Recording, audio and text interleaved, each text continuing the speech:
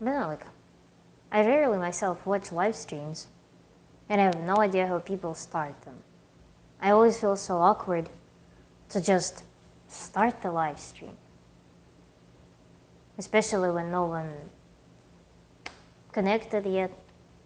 There's like zero audience, and I'm just talking, improvising something. And then, whatever I will say now, only the people who will be watching this live and recording will be seeing. So whoever joins will have no clue what I said. Which means that if I want to discuss something, I will have to discuss it from the beginning with them when they do join. This is such an awkward situation right now. What should I do? I don't know. Maybe I should just do my homework in Italian. Maybe I should work on my course. Maybe I should. I have no idea. Think about something. How do people begin live streams? I'm literally right now sitting alone, talking in the camera. Okay, I might start discussing the agenda that I would like to discuss, but again, whoever joins, I'll have to repeat it to them. But for you, who is watching in the recording, I'm going to say that I want to discuss my most recent upload on Marcus Rothkranz because I was intentionally super soft, and I was super loving and kind in that review, and for a specific reason. And I think this is, I don't know, it's weird. I want to discuss the controversy in that. Then the second thing that I want to discuss in this live stream, especially if someone joins, I want to discuss my recent posts because I actually want to combine the work that I do in my tantra, and I want to combine the work of veganism because, as you noticed on my channel, I post a ton of stuff that is devoted specifically to the psychological aspects, psychological aspects of veganism. And now I'm getting professional certification in that as well. So I am super curious to combine those things and to make a unique body of work, and I want to discuss that with you today. So this is the plan. Hello everyone who is joining. Please ask your questions in the chat. Slay, you, wow, hi. So, I guess I'll wait for more people to check in the chat, and then I will begin my discussion. As you may see in my community page, I made a post. Do you know anyone who struggled to quit being on an infinite vegan detox that led to loss of everything but still was perceived as something good? Like when a person acknowledged the problem but still couldn't quit or was scared of quitting. In general, maybe you were on a detox and could share how you felt about it, how you escaped it. What lasting effects on the mind it had? Are there any residual problems? I want to harvest some materials on detox experiences to make a more creative video on this matter and design a psycho recovery protocol using the method I'm learning. Can you play Took Her to the All by King 1? No, I can't. If we won't collect any specific stories, I will design an imaginary case study of a person who is struggling to abandon the vegan detox, which actually have plenty of. Despite recognizing health issues and the necessity to quit, and will build a protocol based on this story, based on my encounters and some observations in the media. So the thing is with that, when I say that I will be designing an imaginary case to tackle, this is kind of a difficult situation because I know of people who do not have the request to come off vegan detox. So they're not inherently unhappy, which means that there is no problem that they would want to solve, which means that I would need to design the problem statement for those people. Because people who are on vegan detoxes, who are in the depth of all this ED thing, they have a split personality. There is a split between especially like in detox scene, there is a split between the mind and in the body, because when people detox, they're usually on very like limited scope of foods, that are very comfortable for them to digest. So these foods are super comfortable for them, and whatever delayed consequence of consuming this limited amount of food they have affects the rest of the body. So on the one hand, their body feels very comfortable when they consume those foods. On the other hand, their body gets destroyed because they're malnourished. And their mind does the same thing. So part of the mind says that detox is a super great thing, and then the part of the mind says that they need to do something because there are symptoms of malnutrition. And when this split personality happens, this is the exact basically task for tantric approach that strives to connect the two halves or more parts of the personality that becomes split up. When people develop a concept that there is some bad side of personality and some good side of personality, or when they dismiss the needs of some parts of their personality, or they live in some tunnel vision. So all of these things are very related to the work that I'm doing in terms of my Tantra certification. And if you think that Tantra is something like, I don't know, would prescribe people some weird practices, it's absolutely false. It doesn't work. And maybe there are some schools that do that, but I'm studying with a professional psychotherapist, sexologist, who is also doing Tantra. Not vice versa, or not either or type of thing. So that's why this is just one of the methods of psychological help that can be complementary to therapy, to normal therapy, or can be a standalone thing as well, depending on what works best for the person. But overall ethics, overall understanding of human psychology is the same, remains the same. So with this situation with the detox, I really want to create a sample protocol for how to help such people come back to some normal scenario of eating, normal eating behavior. But the problem is that the person must come, the ethics commences that the person must come with some dissatisfaction. And people sometimes, they do not arrive to the point of dissatisfaction. They do not arrive to acknowledging that something is wrong. This is where it gets very tricky. That there is a very powerful part of personality that tricks the remainder of the personality, the remainder of the body, to thinking that everything is right, everything is good. Everything is worth pursuing further and pushing and pushing and pushing. That's why it's tricky. But cool news is that I actually have the request from one of my subscribers. Is this as far as vegan lifestyle and personality? You mean this? You mean my stream? Or please clarify your question. So I got a request from the person who recently joined my channel. They emailed me with a request to make a video about guilt and shame for consuming animal product after quitting veganism. So this is something where I already have a problem statement, and this is where I can work with it. I was reached by the person to do this. So we're going to make a workshop video. It will be a super cool video, a workshop illustration of how this case could be approached from not standard psychotherapy, but from tantric approach, which tantra you may think as of unity. You're uniting the personality, you're uniting personality, body, emotions, thoughts, actions. So this is the concept of this unity, authenticity. Talking to the psychotherapist and stuff. Again, not clear. Can you ask a question clearly, please? So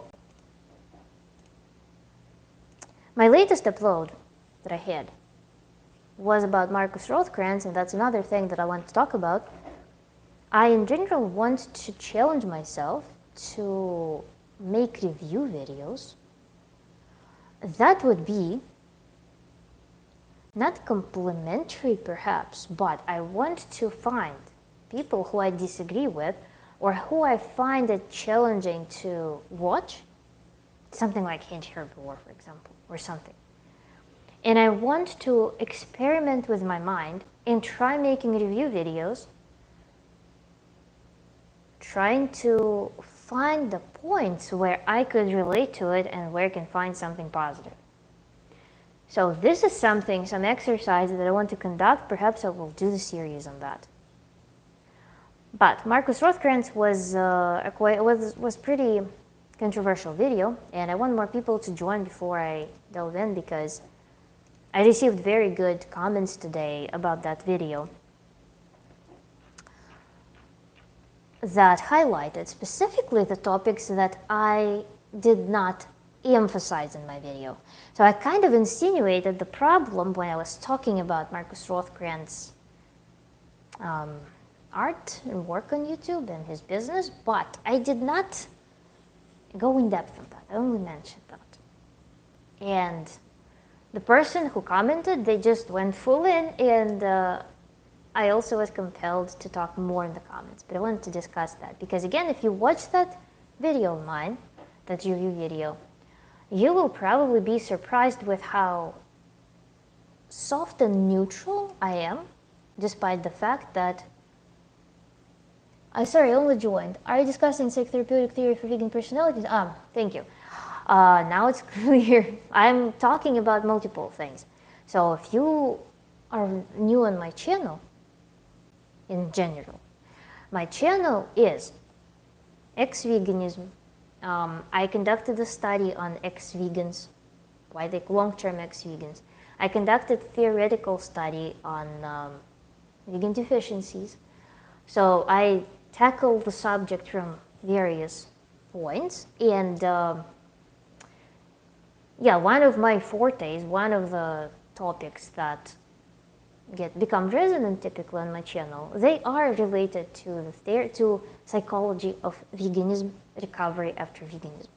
But overall, my entire channel, the materials that I have, they are focusing on recovery from veganism, then assistance to people who consider quitting veganism, because it's not a trivial thing. I don't know if you're familiar with the vegan issue, but if you kind of like go deeper in the subject, you will realize how many complicated things happen in human mind when they start exploring and living up to the concepts of no harm, of being harmless, cruelty-free. And this conflict is really difficult to resolve for people typically. So this is why it's very important to be equipped both scientifically in terms of nutritional side, and this is what I covered on my channel already. And then also it's very important to be very well equipped in the subject in terms of how to work with your mind in this case. So there is a huge blob of philosophy that suddenly comes into play that people struggle to work with. And this is where part of my work is going, because here in many instances in my life, I was facing the need to assist people with different things. I worked in consulting for a software company where I was dealing with a lot of stress, where I was dealing with a lot of creative problem solving with people, taking responsibility for people and such. Then I worked in research. I did a lot of teaching. I worked with the students, so I needed to develop the system for delivering the knowledge to students most efficiently, such that they could become independent researchers eventually. So everywhere in my life, everywhere I went, there was this subject of mental advancement, so to speak, in order to be more efficient in life, in order to reduce stress and do things in life that give you pleasure, that give you quality of life, and so on. So my channel, yeah, it is a combination of things. I'm a professional scientist, so I have my channel is my hobby science, so to speak, where I do some research that concerns my lifestyle, because I am an ex-vegan myself. I used to be a raw vegan. I spent 3.5 years being raw vegan, and I quit because I noticed that there were some things, some some blood tests that nobody talks about, but I knew of them, that were abnormal. I felt like certain processes in the body were abnormal. They were not corresponding to what vegan MDs promise, to what mass media promises due to veganism. So I did it for my own sake. I did all this research for my own sake. I did the mystification of vegan scam, and I posted all on YouTube because, again, using my skill of conducting some scientific research.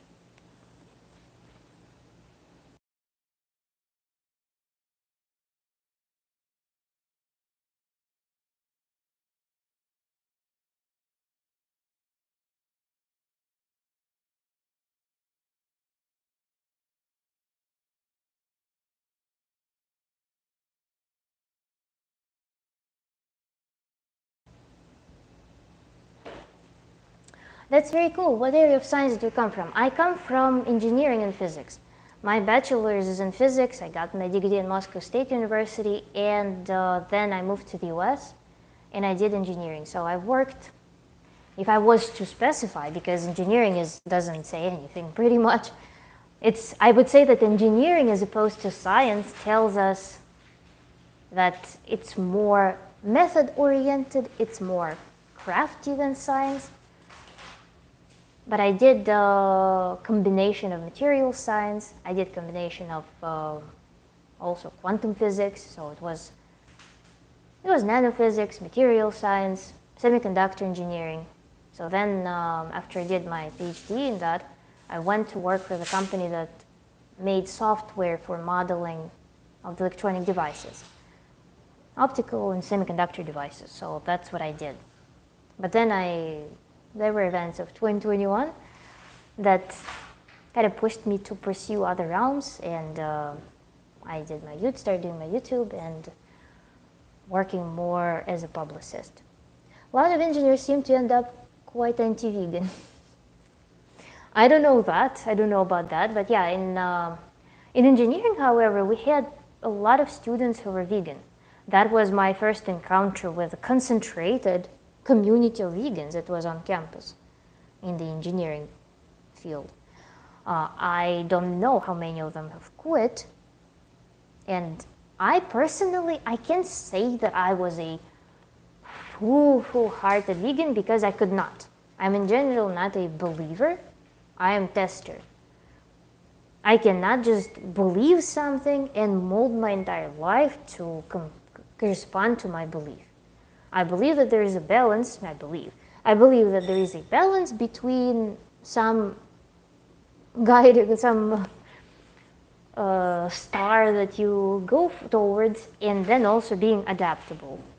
And with such things as diet, it's always an experimental field. I don't believe that there is one true diet that will suit just anyone, because people when they choose diets, they choose them from already having a lot of background. So we're not born into vacuum. We're born into certain genetics. We're raised by our parents who give us certain habits. We also do a lot of things that change ourselves. So I don't believe that there is one recipe for just anyone and everyone. And anti-vegan for me is a comfortable spot because it is not something. I know that I'm surely not something. But when I say I am not something, I have infinite number of paths that I could take because I'm not confining myself into something. Other label that I could put on myself is probably grain-free, because I don't like acne. I don't like certain things that grains cause in me. I don't like heaviness that they give me. So maybe I'm anti-vegan, grain-free. Am I willing to take more labels on myself? No. Especially after sticking with raw veganism. You see, with raw veganism, I also did it as an experiment partially, because I came from anti-veganism, because I'm from a medical family, and I heard what doctors got to say about veganism. It was especially Russian doctors who are not coerced into believing that in this plant-based thing. A lot of the people were saying blatant truths about veganism, and I didn't trust that. I wanted to test that, especially when I went to the US and I got exposed to vegan communities. And again, I was debating because I saw that vegans, they wither before I went vegan. That's why I chose raw veganism, because there was just a handful of people who were doing so good, seemingly, on raw vegan diet. Vegans were not appealing. They looked to me like low-key drug addicts. Like, this is how vegans look to me. Like, seriously addicted people, typically. With a glance, even if they're not physically withered, their glance, their attitude is like they're in some cult or something. So it was not appealing to me. I didn't like it. So I could not associate with veganism. I went raw vegan, and I thought that it was the answer, because raw veganism seems to be like the natural answer. And I conducted it as an experiment. I entered raw veganism with the idea that I wanted to be an experiment that works. So I made sure to organize that experiment really well, and I made sure to stick with it. And I stuck with it until it no longer worked. And this was my agreement with myself, that I will stick with it for as long as it no longer works. My idea was to wait for 7 years on raw vegan diet to observe how the body recompositions fully, because every 7 years you become a new person, but like on cellular level. But it didn't happen, so halfway through I had to abort the mission. And I became an anti-vegan because I already having an experimental proof under my belt. So I talk with it with ease. And again, it's really easy to talk about something that is not, as opposed to something that is. Because I was raw vegan, I was a promoter of raw veganism, and that is, and I felt uncomfortable promoting it. And I never did promote it as the ultimate truth, per se. Because I could not, as a scientist, again, I have a block to declare anything with 100% certainty.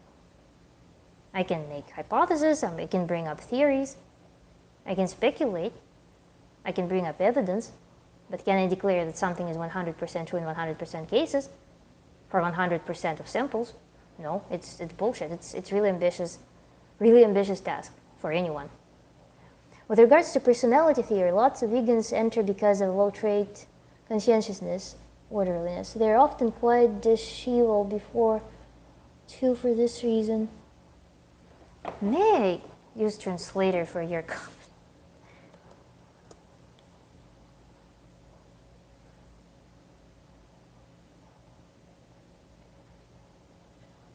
Disheveled, I need to see what it means. Interesting.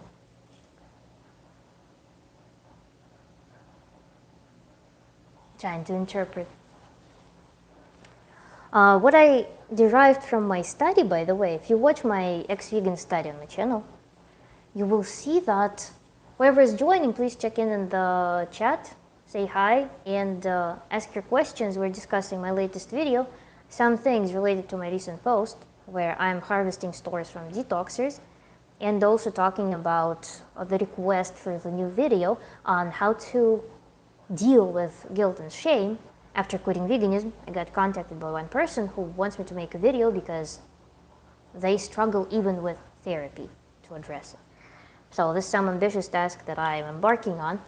So what were we saying?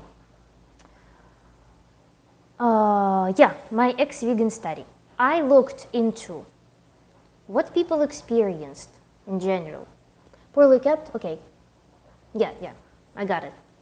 So what they experienced prior to going vegan, early in veganism, in midterm veganism, in the end stage of veganism, and after veganism. Actually, a lot of the participants, I think a third of the participants of my study, they were already with a diagnosed depression when they entered veganism. And then the rate doubled.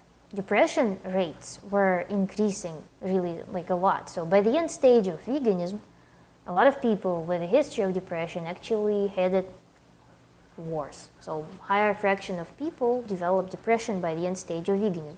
And yes, a lot of people came with a history of depression already. So That is something. Then another thing that I noticed from my study was that a lot of people entered veganism as teenagers or young adults, which is a vulnerable spot as well. Because teenagers, I mean, remember yourself as a teenager. At some age, there's like a narrow window of age where there's no brain at all. There's like emotions through the roof, nihilism, everything crazy happens then. So let's put that, okay, so then to build some stereotypical view of vegan, I don't know. I know that yes, there is a huge compartment inside of veganism that is diet culture. This is what we see a lot. And then there are really like religious vegans who want to do no harm. And this to me, when people even like bring up such concepts that I prefer life of animals over mine, this over theirs, this statement is very, very obviously indicating some big problem with the person to me. And this is very common. If you read Reddit, if you read a lot of like forums and stuff, a lot of accounts, they would bring it up that the people, they stop valuing their life and health and prioritize the existence of animals. And that to me also, it will be in my video on where I will be creating the mental recovery protocol for the ex-vegan who struggles with guilt and shame. I will be bringing it up. I will be talking about the full picture in this. Because people, they want to control something. They absolutely forget. They have this fragmented vision of the world. And they fixate on the idea to control this area of their life specifically. And it gives them a lot of satisfaction. So some safety compartment, some decisive path. Because you know how pleasant it may feel that as long as you're vegan, you know the vector of development in life. You own this field of life. So no matter what will be happening with you, you know that you at least will be vegan. There will be a part of you, some part of your identity that will stay no matter what. It's a super powerful thing. It's a super convenient foundation to have. The problem is that this foundation is rotten. It's like erode the person from within at the same time. But at first, and for many years, it can be something that people hold on to, like grip onto something. Especially in the unstable world, especially when there are emotional instabilities, when the path is unclear, you just grab on this idea and yeah, you are vegan. And anywhere you go, you can introduce yourself as a vegan. You are defined. You may not know your profession yet. You may not know your life path. You may not know how you will build your relationships. You may not know whether you want to build family or not. Whether, I don't know, maybe you are disappointed in your parents, in your family, and you don't want to repeat their path, but you feel too immature yet to develop something of your own. So veganism comes as this rope that you can just grab onto and carry on. To drop it, and we'll be discussing this in the video, what a person needs to do to drop the attachment to this. Because this attachment, it serves the purpose. There is nothing in the body, like in the, I want to discuss this too.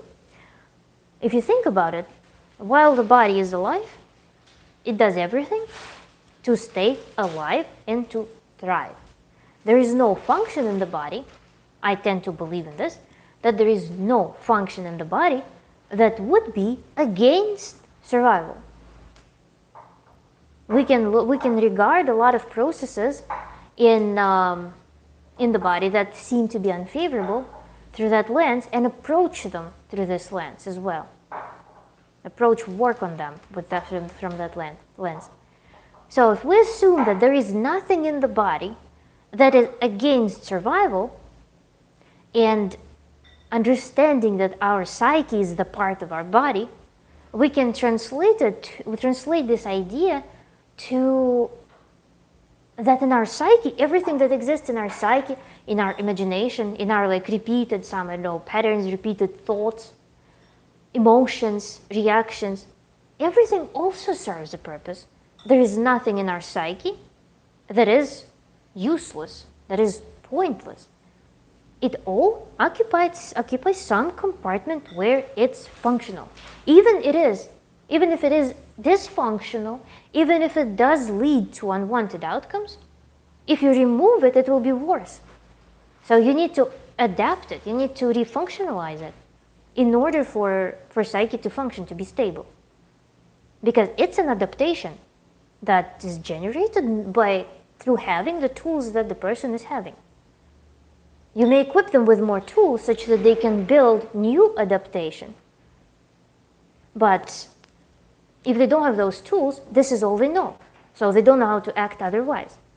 And so when we think about people who struggle to quit veganism, veganism is an important binding factor somewhere in the psyche.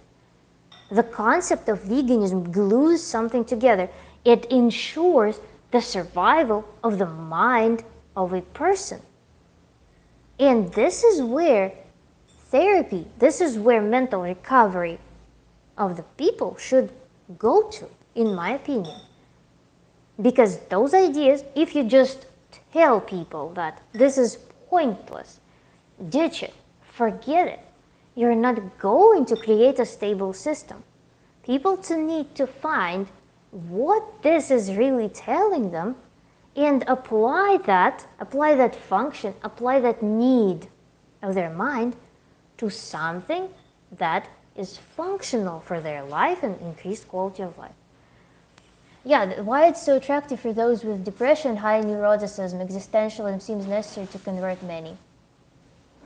Why it's so attractive with people with depression? Because depression is what? Depression, it's when person is minimized, when they are, we can probably like feeling of depression, it's when mind is erasing itself, kind of. It like erases itself from the world. It's desire of non-existence. And when there is no value of self, when there is no energy to live, when there's no energy to sustain life, to fight for resources as a part of staying alive, then you can just, first of all, you find the meaning because you can be an advocate of someone who experiences it worse. You can empathetically connect with animals, for example, who suffer. And second of all, you also do this because of somewhat decreased or destroyed self-value. This is how I imagine that. Neuroticism is the same way. Again, it's all pursuit of meanings. It's all application of force. It's all application of desire to be needed, to be worthy, to do something useful. I think it's a fundamental property of a human to be needed. Because through being needed, you feel like you exist, kind of. And that's the way to do something that is needed. It's an easy one. Good topic. Some vegan athletes appear muscular and strong, though. Yeah, sure. Actually, we started off with Marcus Rothkranz. He has a video on carnivorism and veganism, and he talks about how vegan athletes who do steroids, they still grow, which means they do get protein to grow on steroids. Steroids just stimulate them to grow more muscle. Okay. I actually was going to discuss this topic as well, perhaps in some other, but let's do it now. I don't know if I want to make another dedicated video to Marcus. No, you know how it's, I don't know, I like to make original content, kind of. I don't know why. But yeah, so those athletes who do steroids, they do grow muscle. What are they growing those muscles from? Our body is constantly regenerating, right? We constantly regenerate our bone tissue, our organs, our blood. What else? What other tissues exist? Our joints, everything. Our skin regenerates as well. I mean, how you can like scratch your skin and then it will heal in a few days. You can actually calculate, if you were to like remove the piece of your skin, weigh it on some micro scale, and see how much weight your body produces with what frequency, how much like skin tissue. And when you push with artificial injection of hormones, you push your body to locate resources to generating specific tissues, then what happens and why it's dangerous, it rids everything of those nutrients and locates them there. So it creates the priority, it alarms the body that the body needs to build something. The body builds something, and other organs, other systems, they wither. The body is under stress as well. This is a stressful thing. So there are some very deep, unwanted processes that happen inside of those athletes' bodies who are on steroids, who push themselves to artificially produce muscles. Because if they go off them, their body will start prioritizing location of amino acids to synthesis of other proteins, not muscle tissue. There are other things that need to be replenished, recovered on a regular basis, on a constant basis. If you look into the proteins that are being synthesized in our body, there's so many things. Antibodies are proteins too. So basic immune function is an antibody. Then production of all like mucus linings is also protein synthesis. These are simple things that we can kind of like appreciate. But when you take it all out and push it to be in steroid, push it by steroids to produce muscle tissue, muscle mass, then we have those inflatable guys. And it is, I proved it in my playlist that there are deficiencies in some essential amino acids that are almost inevitable unless you cross the threshold, I don't know, some crazy amount of food that is not physiological to consume. Bioavailability of those amino acids is also bad, especially from the powders where they've been oxidized, where they've been thermally treated 25 times. So it's not a linear, simple science. And then another thing is muscles are not the only thing. We're talking about protein synthesis. We're talking about muscle protein synthesis, specifically muscle fibers. But again, there are many protein synthesis reactions, and they actually require multiple nutrients. That's for one. And another thing that happens is that you need energy units, you need ATP, you need oxygen delivered to the site of reactions. You need a bunch of nutrients to produce functional red blood cells, and that is contingent upon consumption of B6, B12, folate, choline, methionine, lysine, all of those nutrients. They are not abundant on the vegan diet at all. And that affects, because you are robbing so many organs, you're forcing nutrition to go, you're forcing everything to go into building muscles. Hormonal system becomes wrecked, brain is wrecked, blood vessels are wrecked, all collagen is gone. If you notice, steroid people, even the ones that are not vegan, they rapidly lose collagen. Collagen is also a protein that's very abundant in our body, the most abundant protein. Think about that. Collagen gets destroyed by steroid use.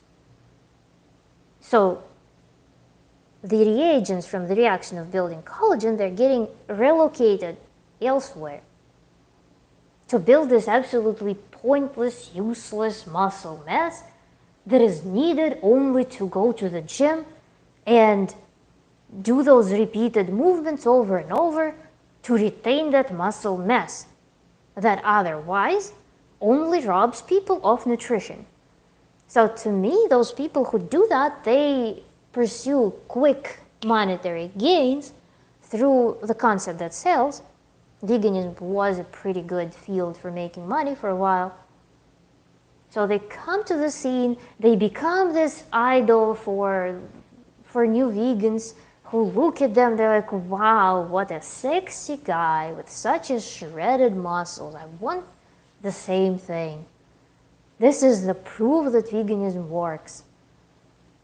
And then it's a very expensive venue to attempt. Like, nutrients are not being used for what they're being used normally in the normal body, which is regeneration. Regeneration. Rebuilding of the things that constantly get broken down. And also erythropoiesis, for example, where we build new red blood cells that carry the essential element for respiration and for energy supply for every single reaction in the body, every synthetic reaction in the body. So it's not a linear thing. I mean, yeah, there are protein, they're not protein, amino acid deficiencies on vegan diet, proved in my vegan Tuesdays playlist. There's so much more than that. I'm so tired of people being appealed to very simplistic models. I know that, for example, my videos on those vegan deficiencies, they're not very well watched. They're very sophisticated. I get some emails in the mail that people write to me that I should make short, bite-sized videos about that. I can't, because I cannot just isolate one nutrient and make a 5-minute video on that. It's not going to work. Nutrients, they work together. Conversion of nutrients into elements, into reactions. They're delivered to the reactions, their participation in the reactions inside of the body. All of those things are not simple. They cannot be a 5-minute video. I think everybody should understand the mechanism behind everything. And that is what requires lengthy, sometimes difficult lectures, such that everything comes together. So this type of content, it's for rare people who can withstand this amount of information, but in return, they're getting a very holistic picture that is avoiding simplifications, those dangerous simplifications that bring people to pursuing practices that are harmful, pursuing very miscalculated paths. When somebody offers you a simple solution, yeah, sometimes simple solutions are good when you're using very comprehensive tools.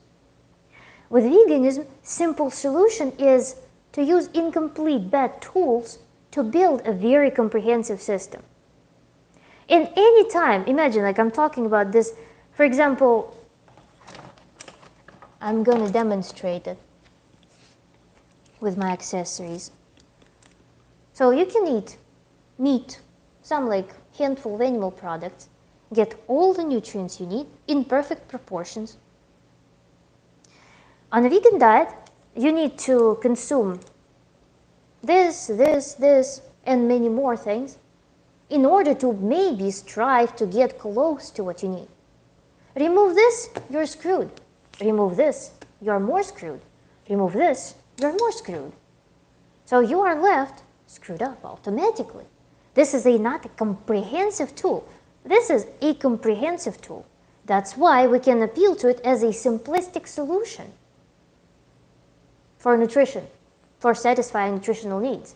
If we have a goal to satisfy nutritional needs, we take the simple tool because it's comprehensive, it's self-sustainable, it's self-sufficient. When we talk about plant-based, we need all of this circus, and even then, we're not going to get that comprehensive result anyway. And moreover, the more you remove, the more you overlook, the more vulnerable, the worse, the more dangerous this path becomes.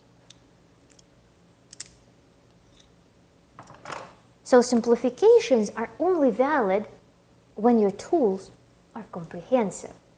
You cannot afford simplifications when your tools are poor, deficient. I want to read the chat. Yes, only exists in their identity. Is sentience alone in the state? All they relate to is bare minimum existence, why they attribute all value to it. Something like that. I mean, we can't... But perhaps a speculation, sometimes, again, with my case, with raw veganism, to me it was service actually to my other areas of life. I regarded veganism as a path to super health. So this is what it was for me. I was coming to raw veganism from pure ego in a way that it should have served my life, my well-being. But there are people who come to it with sacrificial mentality, that they're going to do it perhaps at the cost of their quality of life, because some vision that they have is much bigger than that, it's much more valuable for them. And that's where it gets sad. I think it's interesting, some of the deficiencies that are common amongst vegans are also linked to depression and other mental health effects. Yes, again, ex-vegan study shows that. We have dental situation was catastrophic in people, and mental health was catastrophic in people due to veganism. Then if a person is susceptible to depression, they can build that psychological dependence on needing a purpose in life. That being labeled a vegan provides. Yes, so it can be a feedback loop, making it harder to leave veganism from a psychological dependence standpoint, further enhanced by the nutritional deficiencies on the diet. Yeah, it's similar to addictions too. I think veganism is psychologically similar to addictions, with addiction being some metaphysical belief. So there is a metaphysical belief that gives you an instant feel good. You need to reinforce it in you, and then everything else kind of falls apart. But yeah, holding on to that thing is powerful. So I don't know, I probably could have elaborated better on that.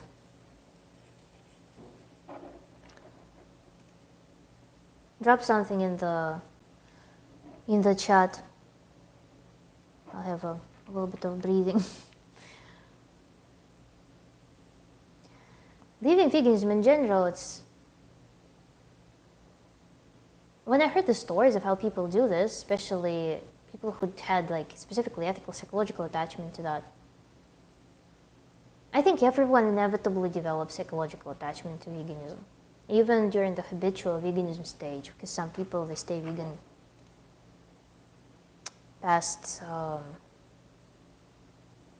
even when they don't have a reason to do so. They already like detach themselves from the ethics. And another thing, by the way, is that on this subject, that vegan deficiencies, they develop slowly. And because they develop slowly, people don't notice them. So when it comes to end-stage veganism, you will not know that you have certain things until you quit veganism and you eat animal products for like a month. And then you realize that, oh my God, it could have been this all this time. That happened to me. I had certain symptoms that I was aware of while I was on raw vegan diet in the second half. But I was not aware of that what I had in addition to that till I quit. So a month later, less than a month after I quit veganism, I suddenly realized that this was wrong, this was wrong, this was wrong, and I realized that I was living a totally unnatural lifestyle that was totally against my nature. And when things started to get back together, I realized that it's not necessary to age at 29 type of thing.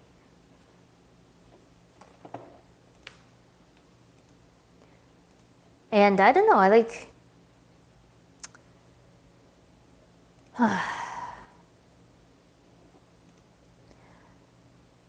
I don't know if I want to talk about this whole Marcus thing, because yeah, I followed Marcus Rothkran's diet and his lifestyle and his teachings.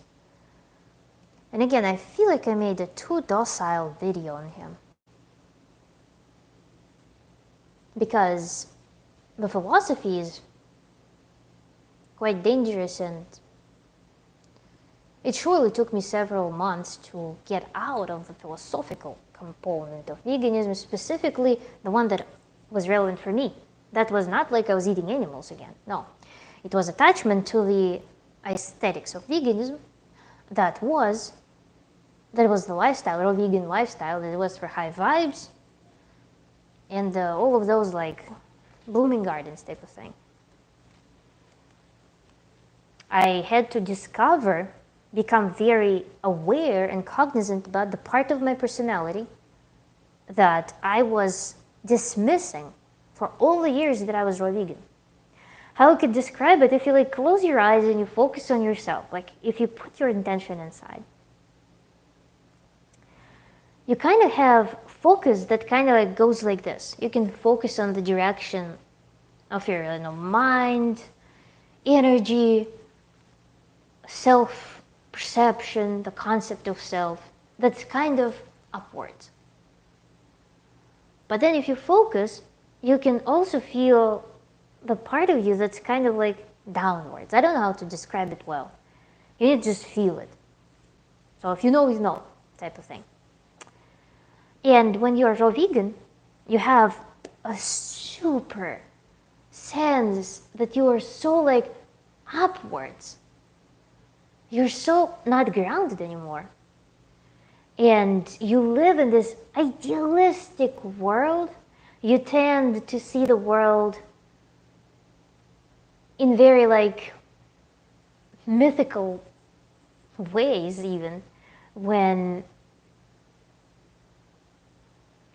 I don't know, it's similar to toxic positive thinking almost.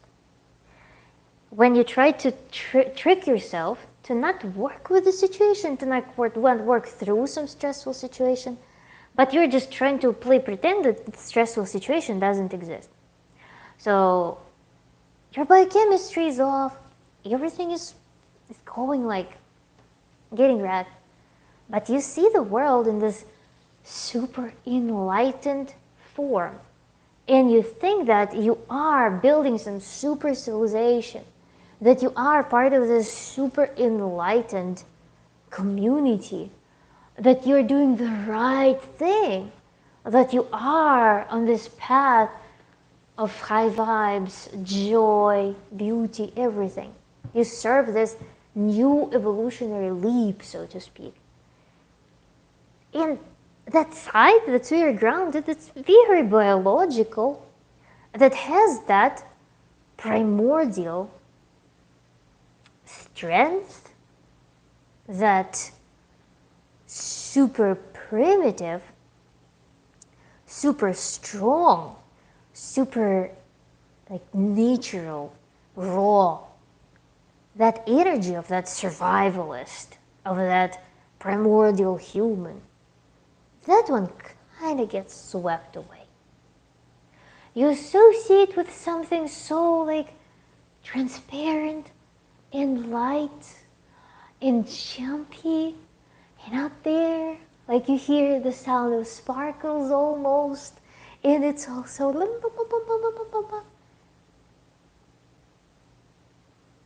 but then you realize that when you smash on the ground from that, you realize that you're primordial human, that, I don't know, caveman energy, who is capable of going and getting and doing and fighting and grabbing, and like who wants to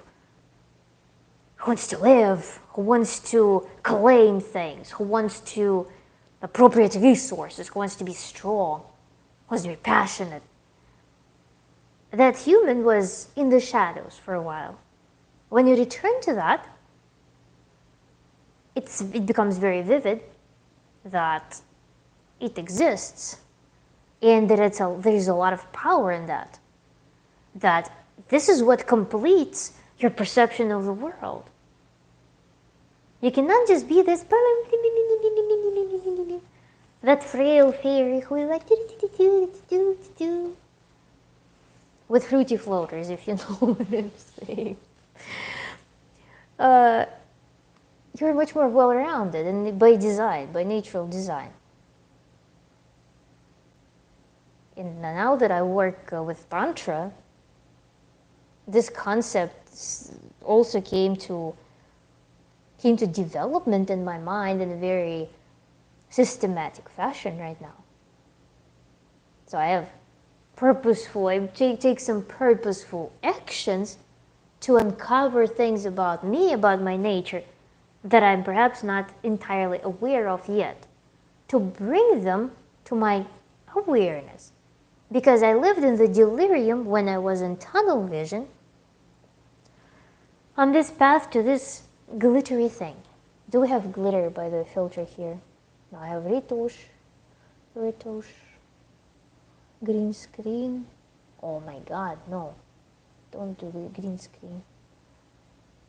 No. How can I undo this now?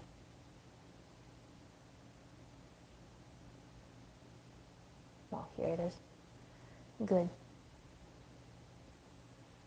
Yeah, on Instagram they have a bunch of fun filters. Just wanted to illustrate that. What I'm saying.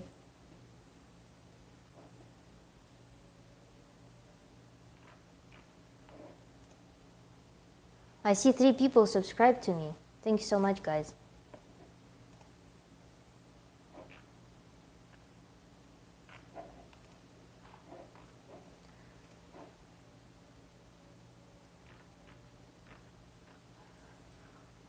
So please also drop something in the chat if you have any questions, comments, any topics you would want me to discuss. Because I might proceed going like on some tangents again.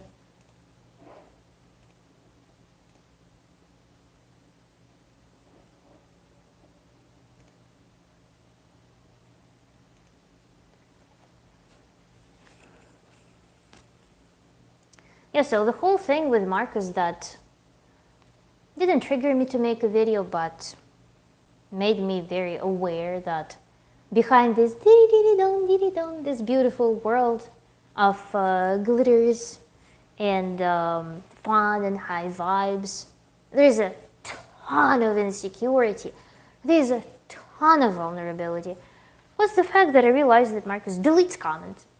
And today I received a comment on my review video where a person described that Marcus deleted his comment and made a video referencing this person's idea, not referencing, bring it up as his own idea, and deleted the comment of the person. So to make it not apparent that it was not his own idea. It was not. It was nuts to read that. With me it happened the same thing. Not same thing, I don't know if he made a video about what I wrote, but I commented on his Instagram under one person's comment. I responded to the person who asked what a vegan diet may be possibly perhaps deficient in. I replied to them, and Marcus deleted my comment immediately and blocked me. So he blocked me on Instagram because I highlighted to the person what can be absent on a vegan diet. So this is the ethics of Marcus. And for the longest time, it was so silly of mine, perhaps I was, when I was raw vegan, especially when I was watching his videos, I was like such a pleasant community.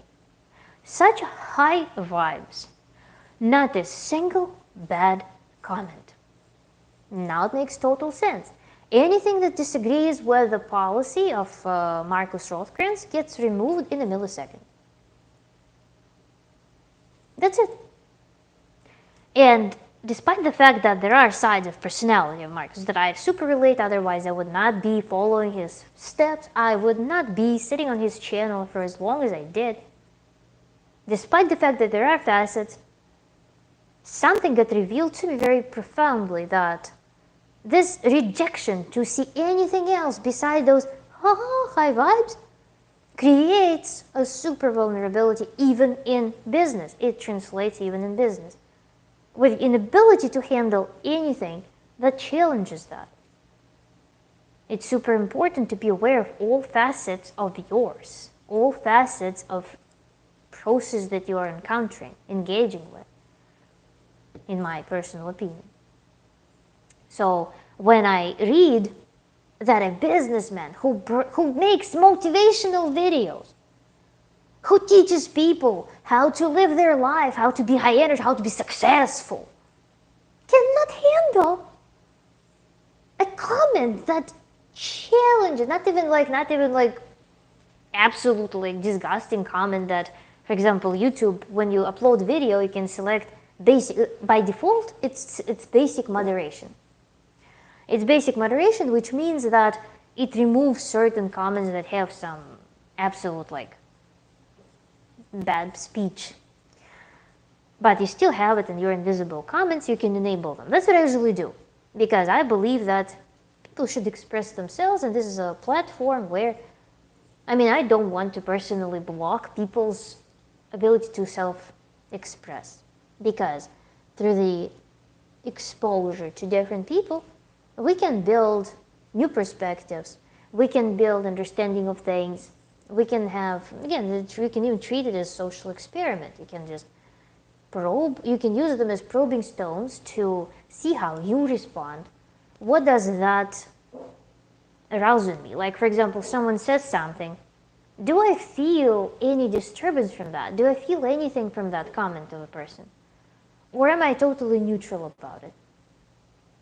So when you have those probing stones, it may make a very beautiful, create a very beautiful ladder for you, for your development. You exercise social skills, you exercise your discourse skills, you get exposed to many things, you research, it's developmental in my opinion.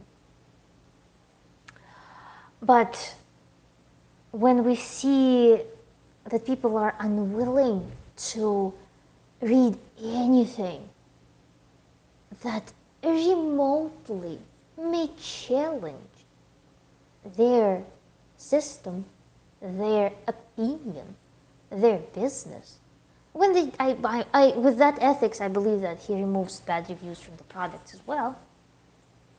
When they intentionally create a delirium, an incomplete picture, when they create this two-dimensional world for themselves, this is the thing that requires a deep, profound work on self, in my opinion. Otherwise, it creates, that's why I cannot be angry at Marcus, because he's doing a great job already forwarding it to himself, creates this life on a volcano. When there is the rejection of half of the picture,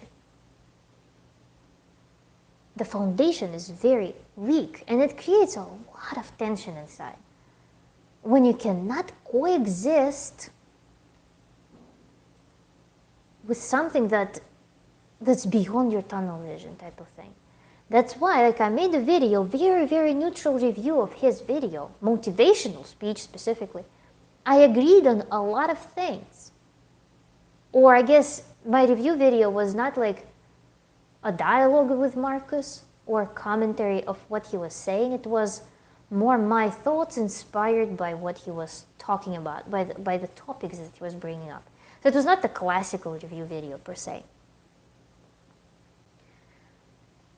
But in that video, I set a task to analyze specifically what he was saying without much context. That's why my review ended up being very docile and complimentary.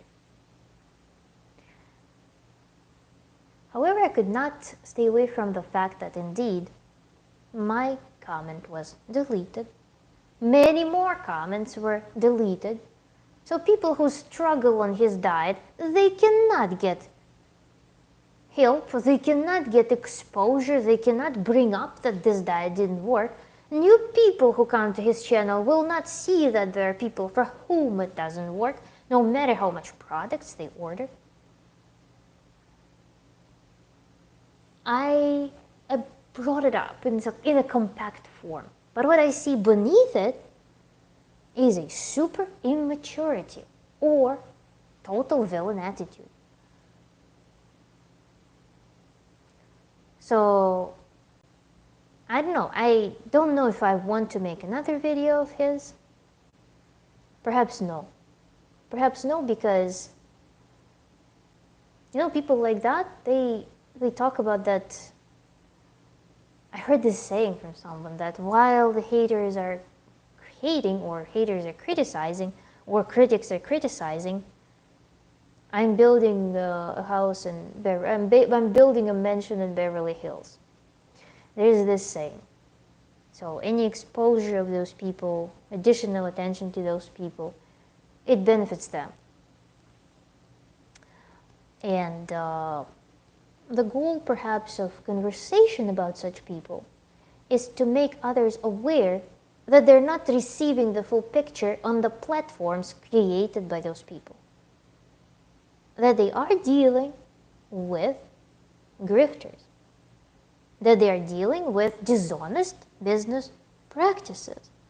Again, would you be buying stuff of Amazon seller who has only the good reviews?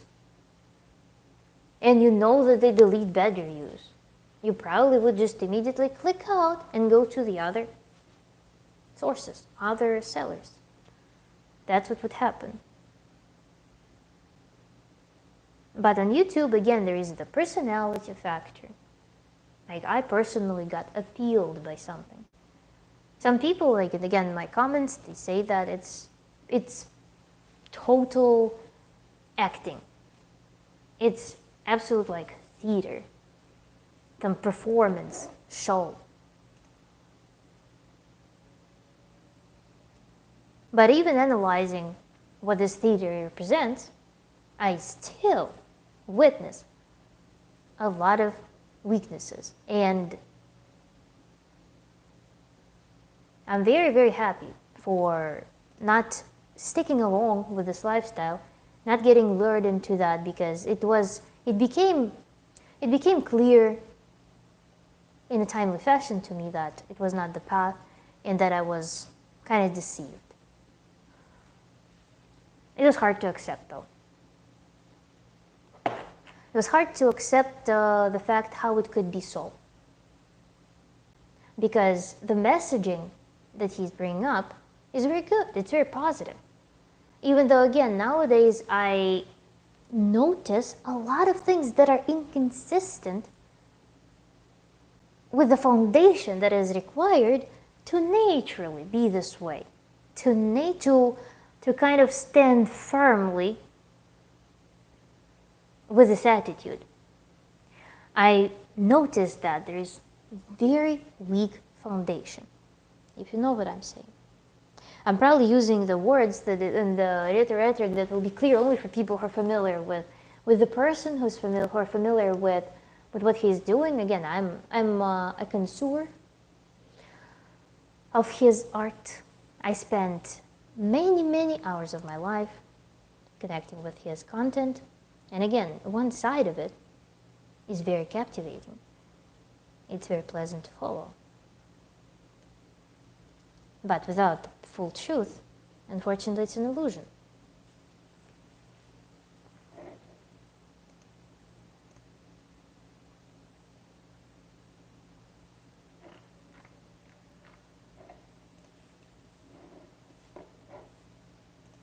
And I'm not gonna even bring up what pissed me off. What made me sober about him was not even some of the content things, but it was injectables. Because when you turn on the YouTube and you see like that after a couple of months of not appearing in the video, the people have an appearance like they visited a beehive without any protection. You kind of start feeling that it's something fishy, or when the face becomes unrecognizable, like some new person, you know? Actually, another thing that I want to bring up is that I face it a lot, that some people are not aware of wellness influencers using filters. I would say abusing filters. To me, wellness influencers must film strictly in daylight in 4K. Especially those who promote eternal youth and other perks of their lifestyle. And I unsubscribed again when I was really gonna unsubscribe from a bunch of people who were with Blur. So please be very vigilant. If you're picking your heroes, look closely. I generally don't know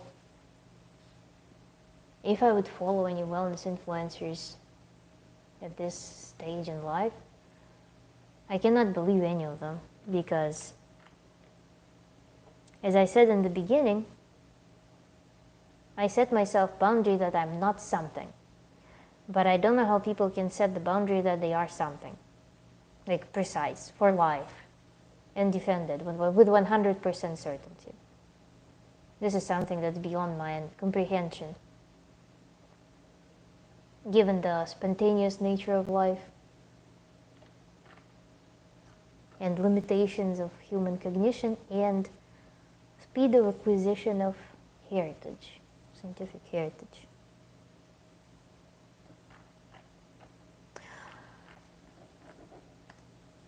Drop something in the chat, guys.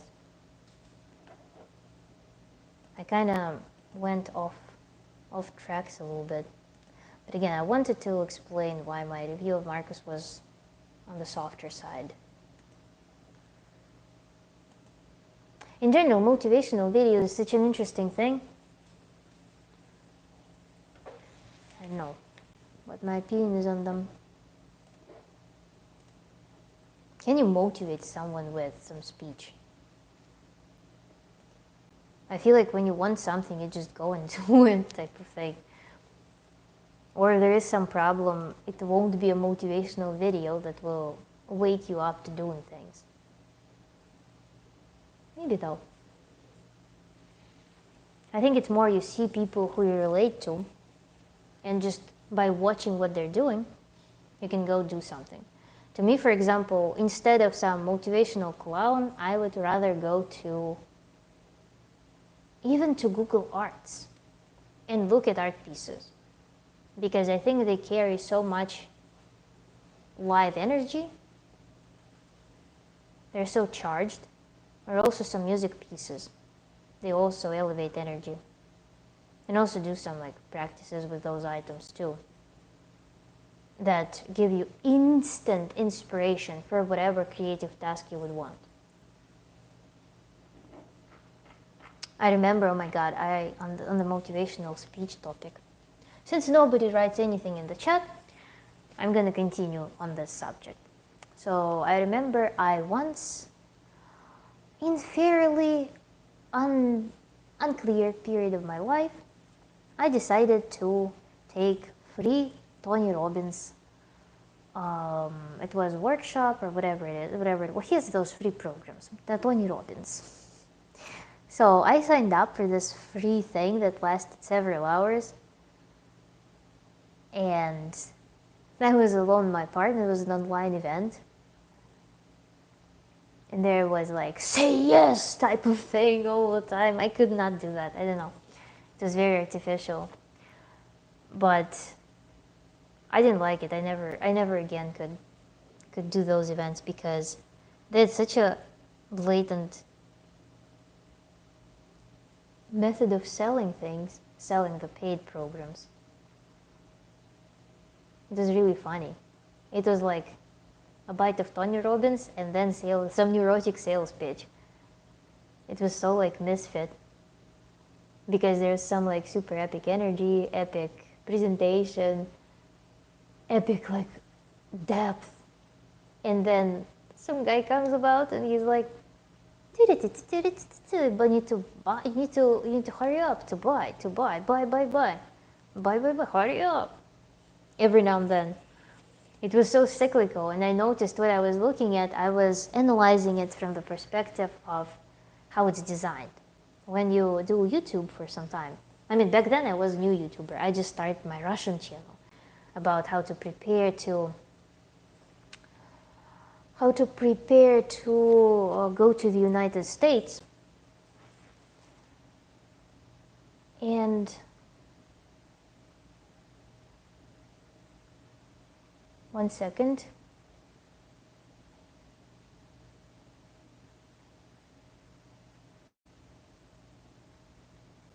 Here we go.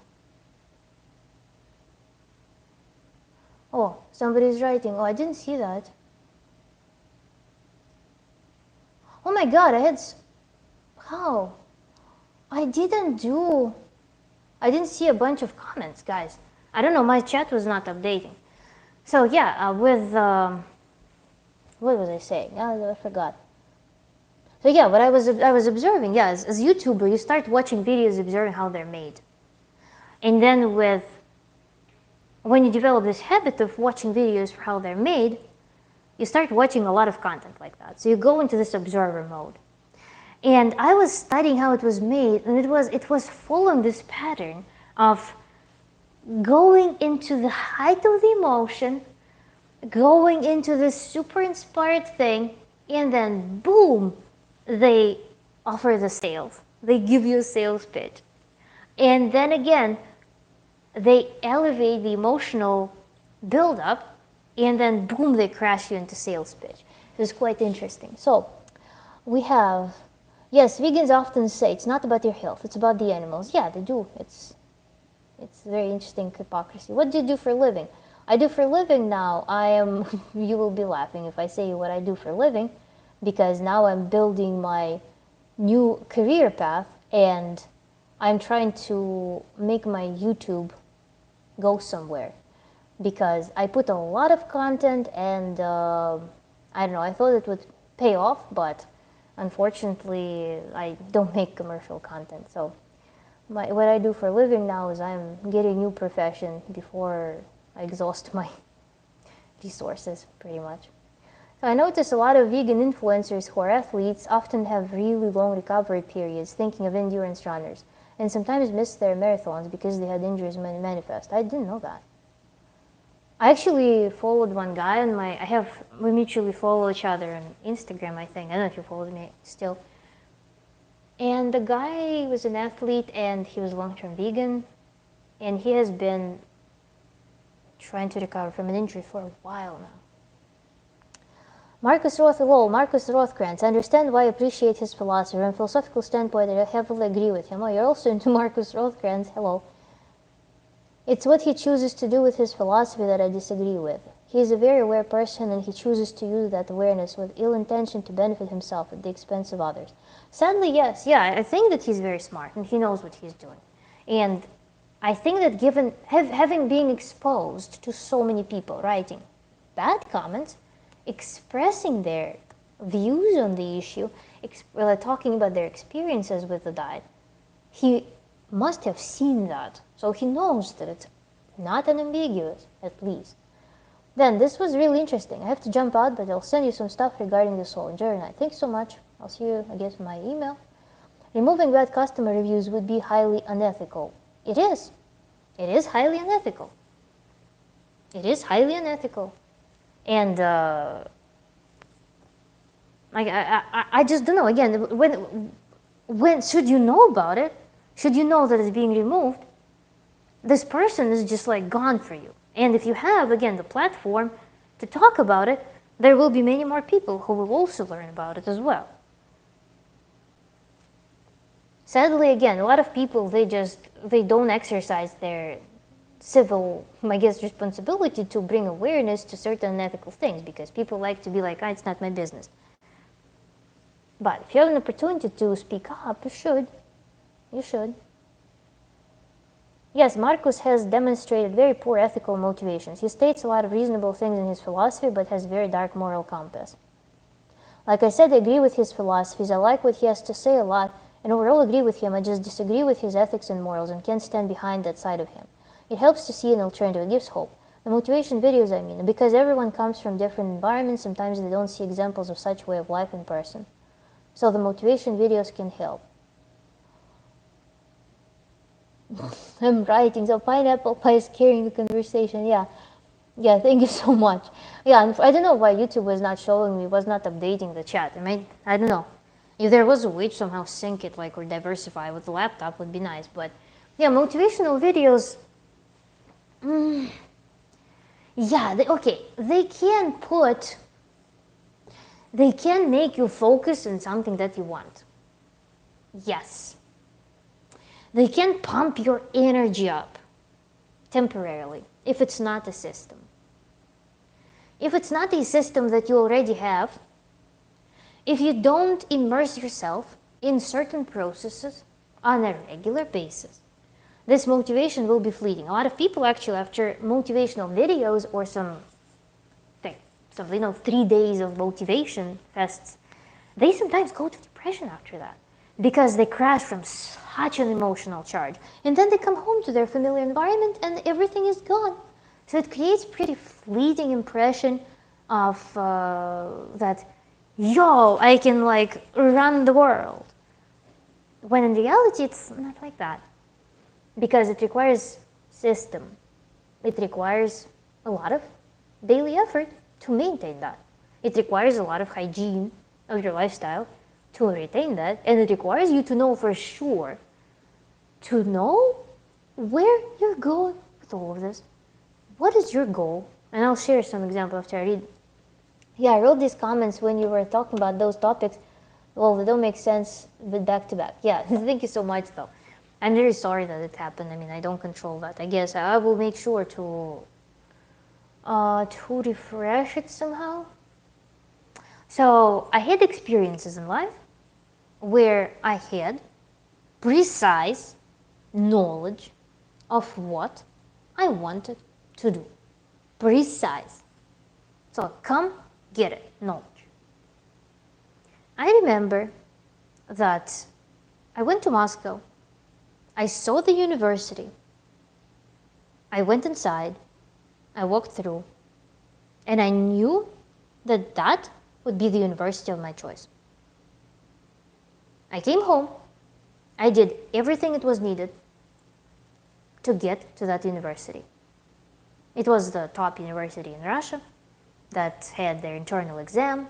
So I did some Olympiads to get automatically on 100% score on the internal exam. So I didn't need to go through extra point of certification for that.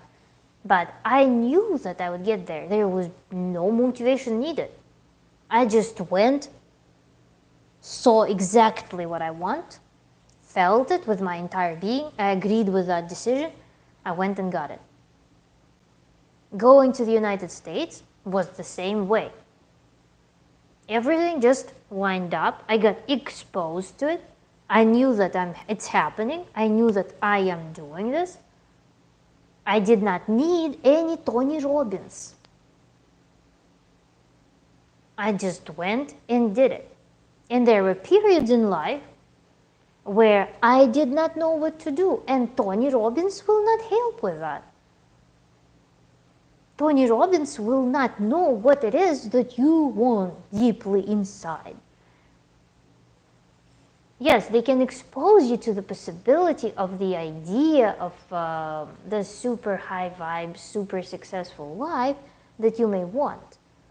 But if this idea is not supported with your understanding of your self-worth in the context of the tools and goals that would bring you there, it will be really like, I don't know, almost forced, I would say.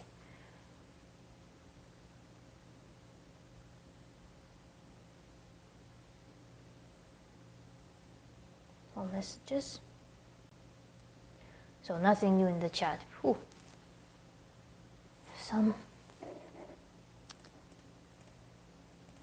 I think it's cool to do. Some people have those adaptations that do conversion from Zoom to YouTube to live streams. And they are really convenient because they have their own dashboard. You see like all incoming things. They have some like effects. You can do branding and all of that stuff. I am yet to adopt those, but I don't go live so frequently. I don't know, like I should probably do this on a regular basis.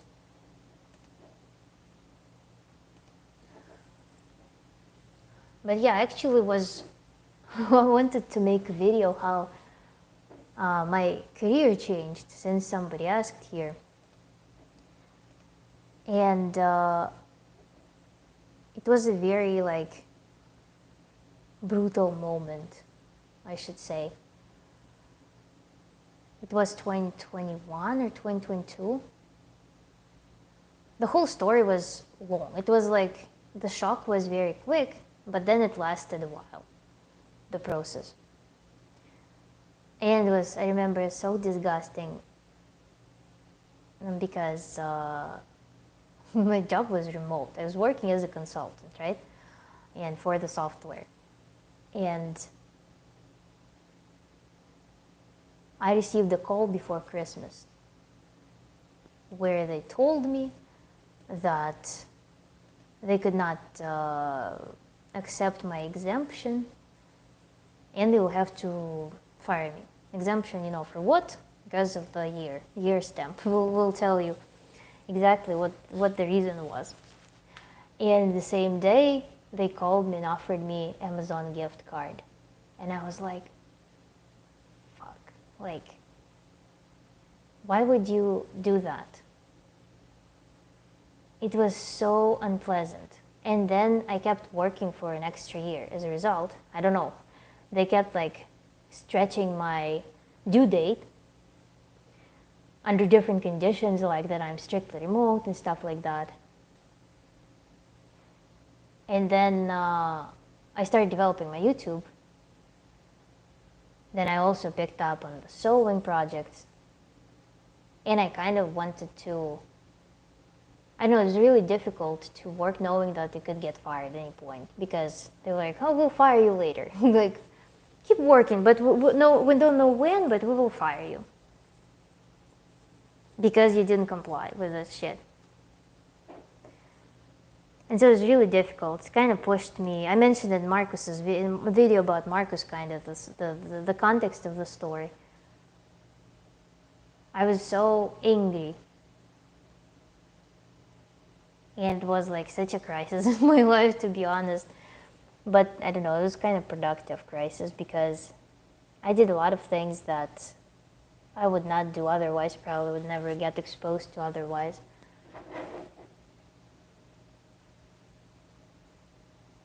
That said, actually, out of all the works that I've done, I miss research the most. And if I was to resume my career in science, I'd probably go back to physics, I'd probably go back to engineering. Because there was, of course, a thought that I could do something in the realm of nutrition, maybe health, kind of switch gears. But while it is interesting as a project for your own life optimization, what's interesting as something to discuss, it's interesting when you have some definitive path, like in veganism, for example.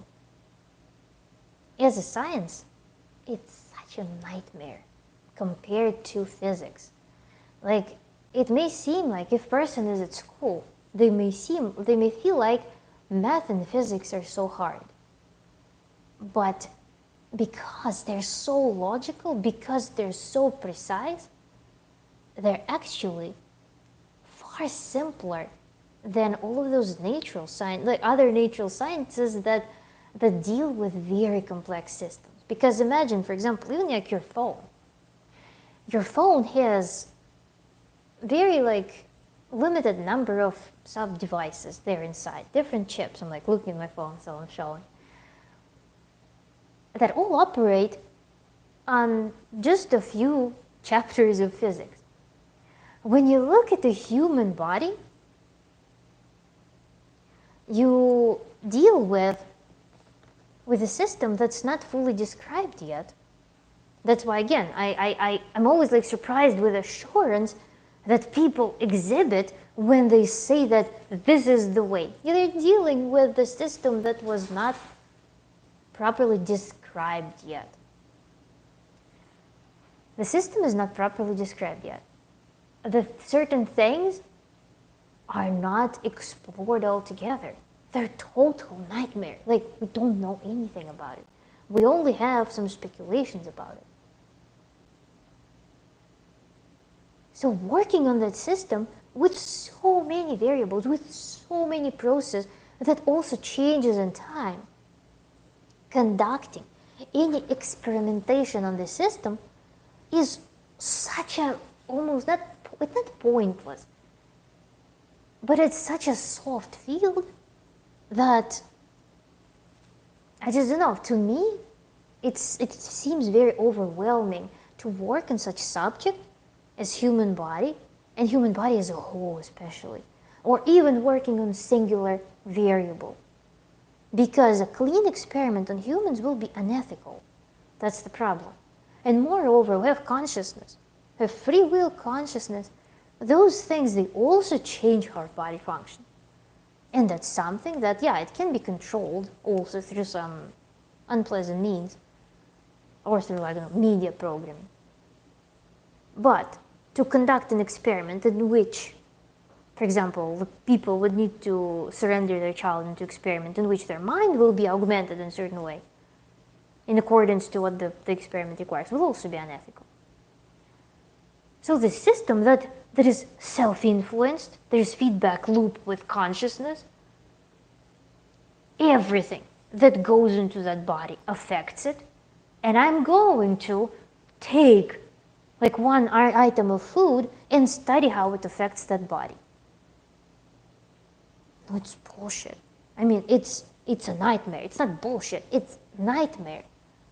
Out of all of those variables, I would have to create such a washed out model that, for example, if I was to plot some distribution of data, I would have some very, very washed out bell curve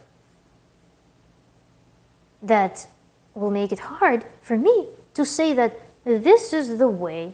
I'm taking this slice and I'm taking it as my value, as my projected value for this process. So I would not go to that science. I would go back to engineering and physics. Your topics have not been boring in the slightest. I wanted to mention that. I'm usually more of a listener.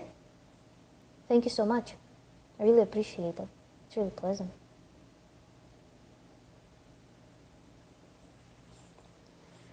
The thing is that my channel, I don't know, somehow it's not commercial, you know? I have an amazing core audience. I have just the most fabulous core audience. So amazing. But then the topics that I discussed, they're also pretty narrow. They're very niche. And I'm very happy that they do drive people who are in that specific struggle, for example, ex-vegans or people on the brink of quitting. They come to me. I have a lot of communication behind the scenes with people who come to me with those things. Thank you, Art. So I'm glad that it's targeting the right people. It's really cool.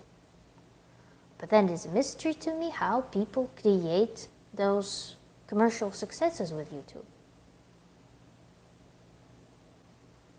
I don't know that. Again, can you not offer simple solutions and become big? Maybe I need to work on something like more clear delivery of my thoughts or messages. But then again, those topics that I mentioned, they're very twisted. I cannot take the system of billions and billions of variables and talk about it in simple terms. That's why I'm actually going to pursue a little bit different path now, because that thing is surprisingly a little bit more mathematical. Something in the realm of psychology, psychological sciences, it is actually more mathematical than the body, how the body works. It's so surprising. Another thing is that I'm exposed as a creator. I'm exposed to a lot of people. I'm exposed to so many comments.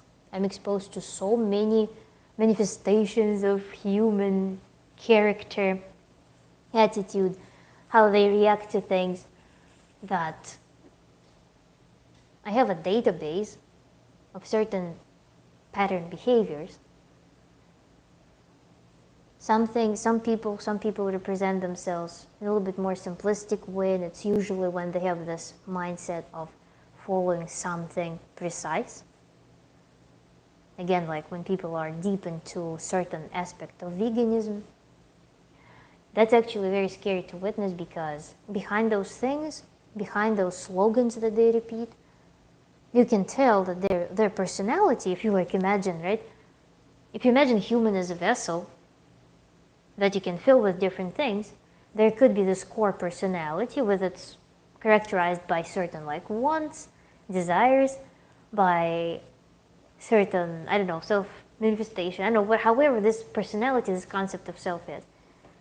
You can fill it up, this vessel of what we consider a human, with that whatever personality. And when I see how people who are deeply into veganism communicate with all those slogans, it feels to me that their personality in this like vessel, it's like kind of sitting somewhere towards the bottom, like this. And the vessel is filled with some very external and surfacey things almost. It's like a gift in the box with, a bunch of like paper, how they decorate the gifts sometimes. So that's how it feels. And it's actually really, in one sense, it's curious to observe. In the other sense, it's a little bit disturbing almost. I made a review video of Happy Healthy Vegan. I made that review video, and one thing that also struck me while I was watching his review of mine, I did reactional reviews. We actually have this big family of 3. We have series with Char, vegan variation, and Happy Healthy Vegan. We had this almost eternal chain of reviews. I actually want to continue that thing. I want to make review of the review of the review of the review of the review, because that's where we ended up at. And I get so passionate about it. I get so like emotional when I was doing that review of his review of my video, that I expressed that thought that I feel like I'm dealing not with a person, I'm dealing with a part of the cult.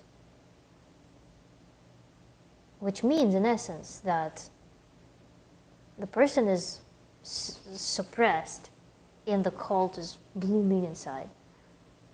Because it starts with the language. Like when I don't communicate with the person, I only can read their comment in some contained small act of exchange communication, right? And through those words, I can paint kind of a portrait of who I'm dealing with. And when you notice the repeated language, you know that there is some queen bee that distributes certain lingo that is being used, that is some subculture that washes away the personality a little bit. It's like that teenager years when people prioritize fitting in society, when they try themselves how they fit in the society, they adopt certain clothing styles, they adopt, again, some subcultures, they adopt lingo, even posture, like all mannerisms, in order to be associated with certain group. Adults do this too, but adult hierarchies and groups, they are a little bit broader, I guess. People still like seek more individuality as adults. Some people just don't care about those things altogether. But with teenagers, people tend to do this more. And I feel like veganism is very like an eternal teenager state, perhaps, because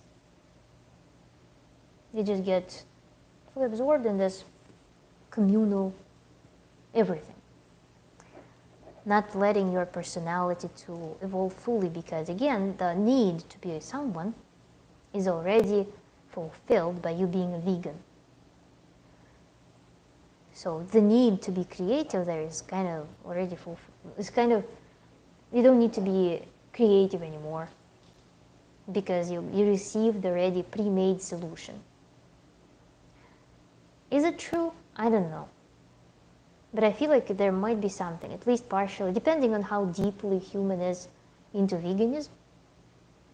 It might perhaps a little bit suppress their development as a person, creative development specifically, because Again, if they feel satisfied with how veganism determines and solidifies their personality, they may just not pursue it, just out of laziness. Our brain is lazy. I mean, our brain will not be solving the problems that that are not essential naturally. So there must be some essential factor that's being fulfilled. Again, the more I go through my studies, the more I go through my course, the more I arrive to the very interesting conclusions even on veganism. Again, as I mentioned in the beginning of the stream, it might become my specialty to work on recovery after veganism specifically. Because I feel like I get exposed to so much of it, and now that I'm researching how the mind works, how the psyche works, what the tools are to communicate with the psyche, to access certain things, how to connect different parts, I developed a very interesting view on that. There's so many facets that were not apparent to me before about veganism. So I'm very inspired to try working with someone who is quitting veganism or trying to quit veganism. I'm very passionate about that, actually, about this idea, because I have so many thoughts on how the rehabilitation can look like based on the tantric principle of unity, on unifying certain conflicting parts of self, unifying the mind and the body, for example. Again, bring it all to this wholesome picture. I would be really curious. And that's, it will be in the recording, but I mentioned that one of my next videos will be me demonstrating. It will be a workshop video working on the case. From one of my subscribers, they sent me their story, and I want to design the demo case and how I would approach working with a person struggling to eat animal products after years of veganism, using this tantric approach.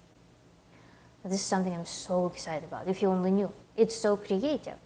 It's similar to solving physics problems. It's similar to solving math problems. It's similar to solving logic problems, creative problems.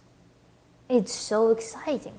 And in general, when I now solve the simple cases as part of my course, I learned to write down all problems that I encounter in life, all the tasks that I encounter in life, or anything that, for example, irritates me in life.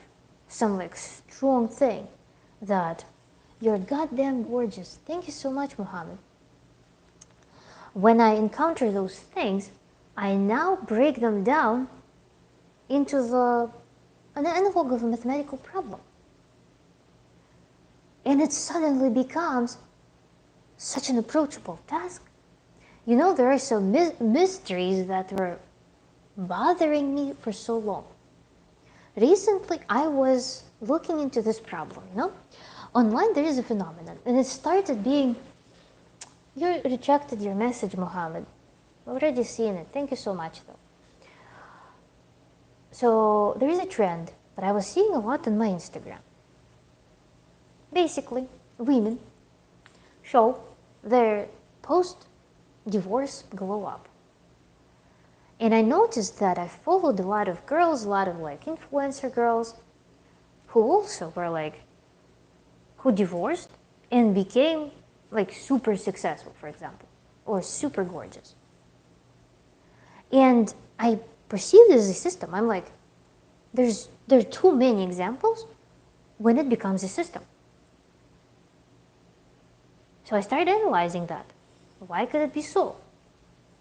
And whether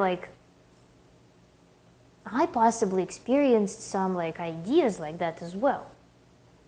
And so I started applying this method, and I'm like, oh, it makes sense.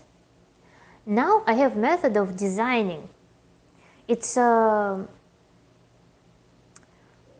of like body and mind integrated work, where you put yourself in very surfacey. It cannot be called meditation or not.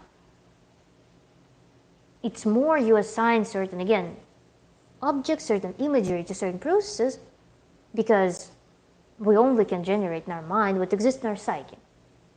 So you induce certain reactions to certain ideas, concepts that you have, certain feelings. You can induce them, and you play this cartoon in your mind, cartoon that you fully can control, like lucid dreaming almost. But you are both experiencing this lucid dream and you're also analyzing it. And so I'm working with those concepts and I'm trying to identify how they affect my body, how they affect my feelings, where they are located, what imagery comes to them. Can I morph from those processes? Can I look at them from different side? Can I escape certain situations? If I can escape them, what's outside of them? And I do it understanding that this is all what exists in my mind, what exists in my psyche. So I'm walking through this landscape of what my psyche has on the issue, and I'm capable of finding ways to understand things. So they become not just some disordered elements that I don't control. I start seeing them. I know where they are located in the landscape of my psyche, in that cartoon that I'm playing in my head. And I know the tools how to work with them. For example, if there is some emotion, some body sensation, some feeling that is induced by certain life situation. Let's say you communicated with a narcissist. After communication with a narcissist, if you are an empathetic person who also, for example, I don't know, in some hierarchy relationships with that narcissist, I realized that I feel shrunk inside. Like I feel like that vessel of what is me, what I feel is me. I feel like in that vessel of what is me, I'm somewhere in the corner, in the dark corner, sitting, and I no longer can even see the reality for what it is. I no longer own my life. I no longer own anything in my life. I look at my life as some pile of garbage because now my vessel is occupied by this narcissistic entity, how they regard me, how that narcissistic entity sees me, how they judge me, how they evaluate me, how they evaluate my life. And those foreign eyes, they look at my life now, and my authentic self, is extremely suppressed in that vessel. I developed a practice for myself, super effective, super effective. I called it a giant. I might post actually for you to use maybe. It's a small, like 5-minute long guided exercise in which you can very quickly, again 5 minutes, restore the filling of your vessel with yourself, with what you represent, without the need to even work with that narcissist. The problem is irrelevant. You can work with your reactions only, and with your body, and with your mind, to counteract certain reactions. And the coolest part is that the moment you walk through that landscape of your psyche, in whatever context you worked on it, the moment you experienced something firsthand in your, like this half meditation, whatever, the moment you fully connected with it and fully analyzed it from all sides, you can now, at any life situation, you can always go back, because this creates super bright memories. All of this work, it settles in your mind so profoundly that after that some triggering life situation happens, you can remember how you did the exercise, and those feelings will be induced. And you are no longer vulnerable to those situations. The same way, unlike you were before. You got familiar with the property inside of you that can just counteract that. No matter what this irritant is. As long as those irritants, they hit the same mechanism, they trigger the same mechanism, your reactions are the same, and you can work with them. That's such a fascinating work. And I was in therapy for like a year and a half for certain like deep things. I just couldn't keep up with them anymore, and I felt like certain things, certain patterns, repeated things, they started affecting my like daily life, started affecting my relationships, because I was like bringing things up over and over, and I felt really stupid. I was like, I don't understand why I'm regurgitating that. Why does it affect me so much? After therapy, I became very aware of those problems, and I kind of became an observer of those. With the method that I'm learning now, for the first time, I developed the tools that allow me to actually not just be an observer and like, okay, the crisis happened, I guess I'll just live through it. I'm now capable of acting on that. And so that's really fascinating. That's really fascinating. And this method, I'm really happy about that I'm learning that. And I think it's a really great, if not standalone method, but at least very good supplement for therapy, for conventional therapy. Because therapy, like behavioral therapy, it might not have those tools at its disposal. Perhaps also because of certain like restraints of the method, because it's very like, I guess that field is pretty well regulated, so there are certain boundaries. But that method of exposing yourself, of literally like immersing yourself in the situation, using the images that naturally arise in your mind in response, that exist in your mind, is super good. So I'm very, very, very excited to attempt this method specifically to the issues of veganism. Because veganism, in essence, is a split of personality. It's a split of mind and body, and also some parts of the body and some parts of the mind. So it's a double conflict between parts of the mind, parts of the body, and the crisscross. It's gonna be super interesting. I'm so looking forward to that.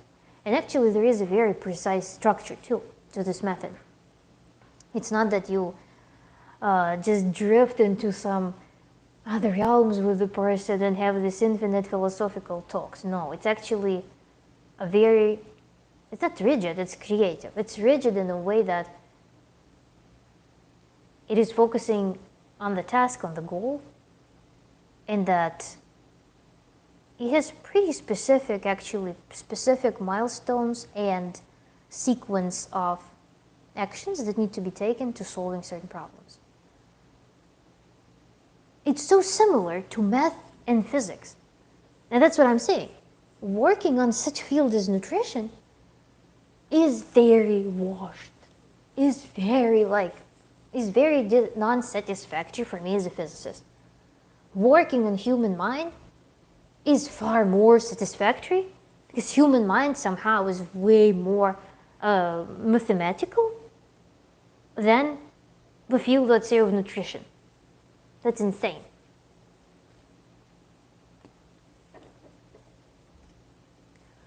So yeah, that's something that I'm so like, I'm very happy to capture this moment, because for now that I'm only like embarking on this method, on this creative path, I'm super excited and impressed because of the things that I was able to access in my own mind. It's so fascinating.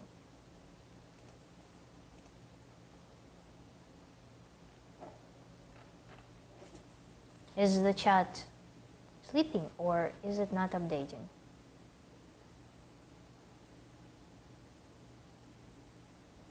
I think nobody just wrote anything.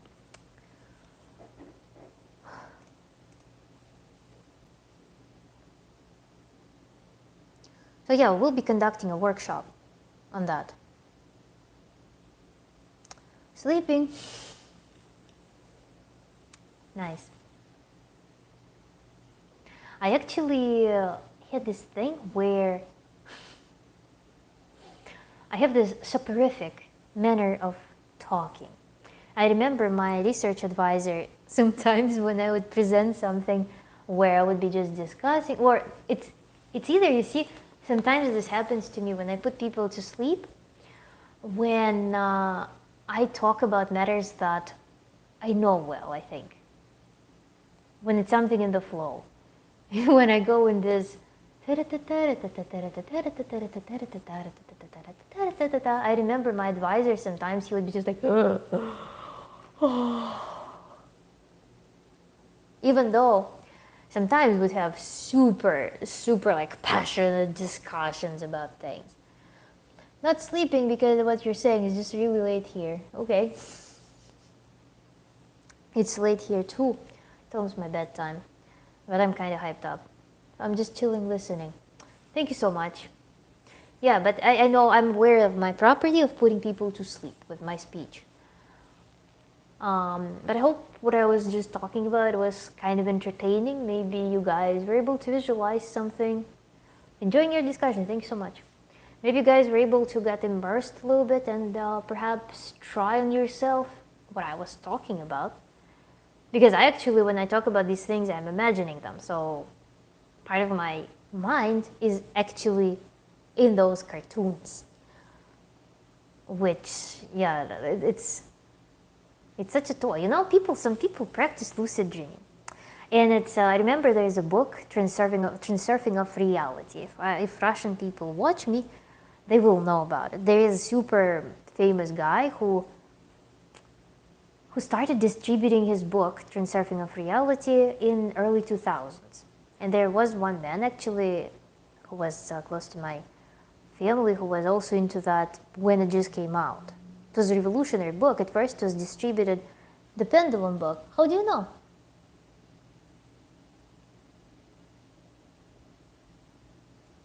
How do you know that? So the guy was there when, back when it came out, it was distributed for free. Basically, the guy just put it back on the internet. It was like that free first years of internet. That's all I know about it. Oh my God, you must have been places. So he was like, okay, you can just give me 100 rubles for it as an exchange, but the payment was not necessary at first. And so the theory is, yeah, as Pineapple Pie is telling us, it's the theory of pendulums. It says that, for example, you have, oh, I have a very handy thing here that can fit my finger. Basically, the processes in life, they go in pendulum. Let's say some movement, right? This will be carnivorism, this will be veganism. And humanity just pulses between those things, usually. Because that's how the money is made. That's how economy works. It's like psychosis, psychosis, psychosis, psychosis.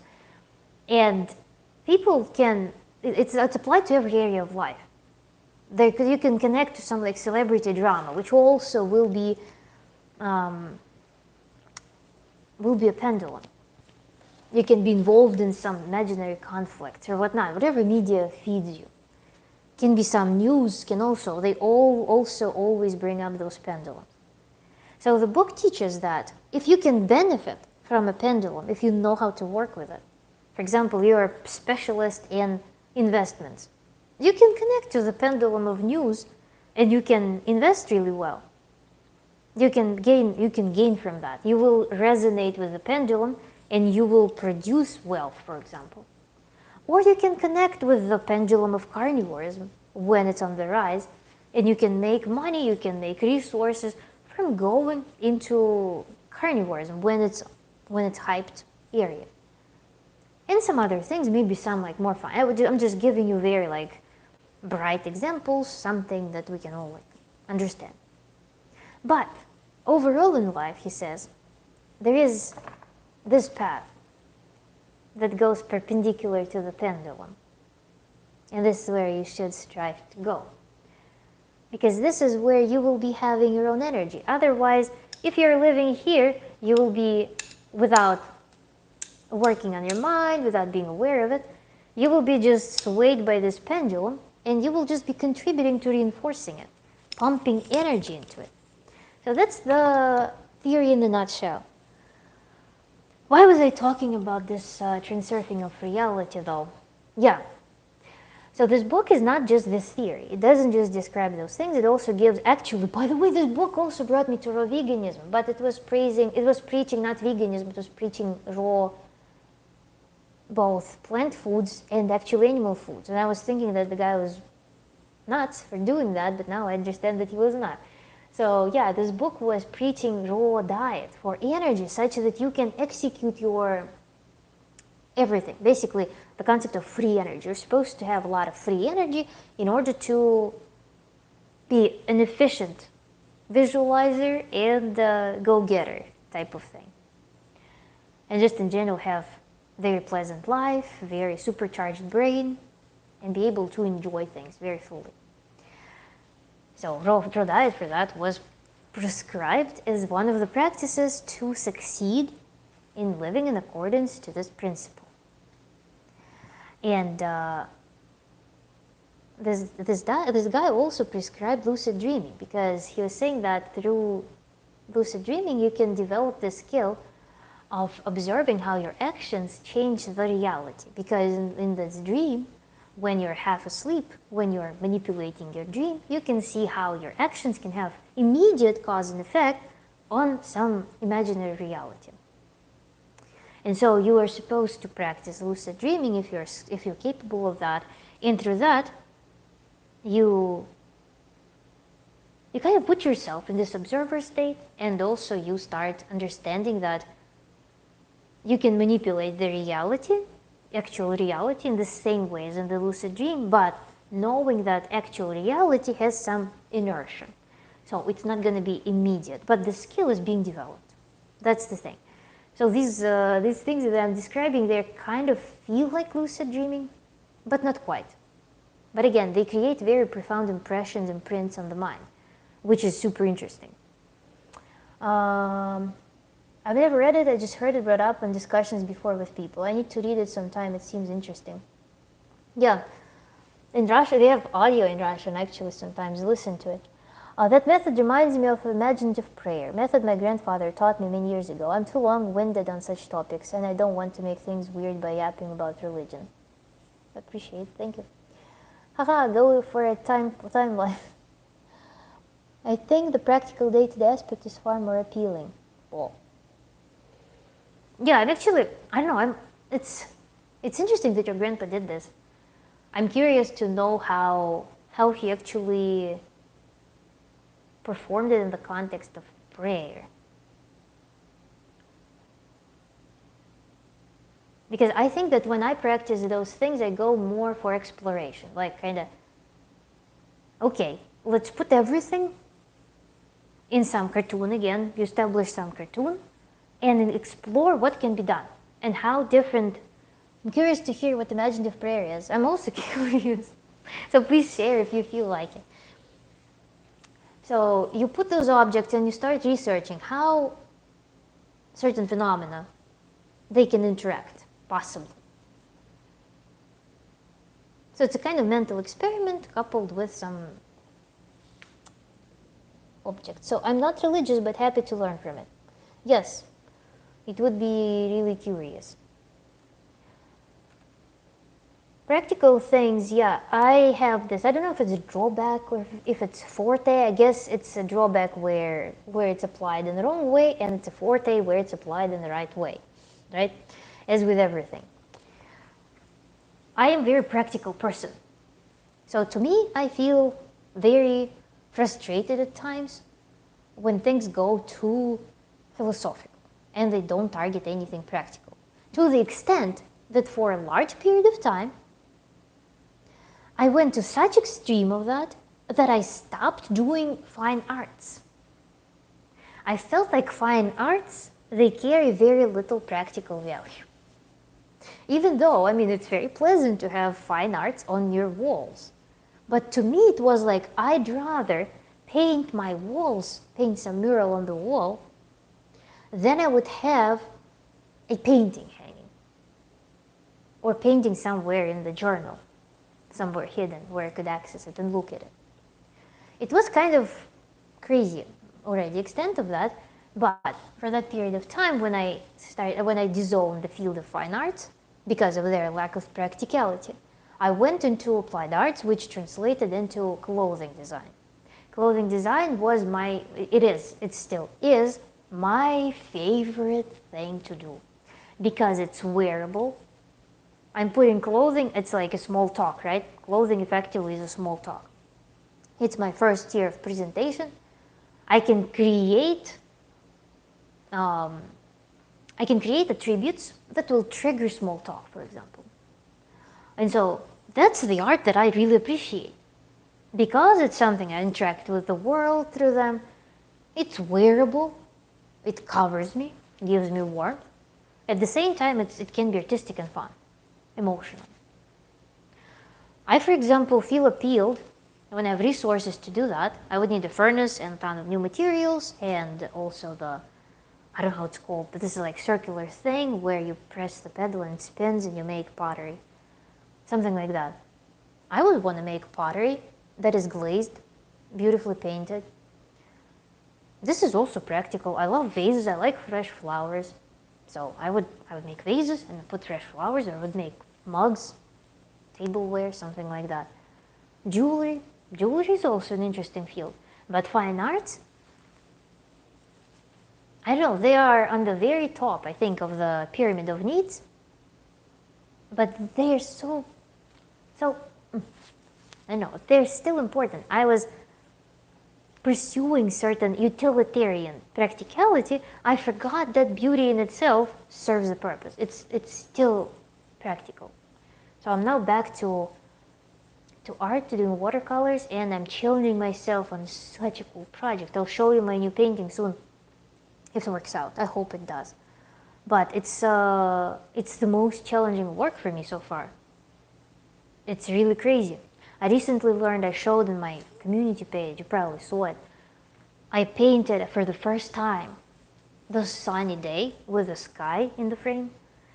And now I'm working on the painting that includes both architectural elements, florals, water, and the fountain. Fountain, I'm painting with watercolors. I'm still perplexed how I'll implement that. Because they're sprinkles, so they're white dots that you're supposed to leave blank. And I would probably want to use Crayola, like white wax or something, to protect those spots. But I don't know. I don't know yet how to do it. So he was a Catholic priest with 2 college degrees. He also spoke 4 languages. He knew a few things. Well, a priest, that's actually remarkable dedication. Must have been really interesting to have conversations with him.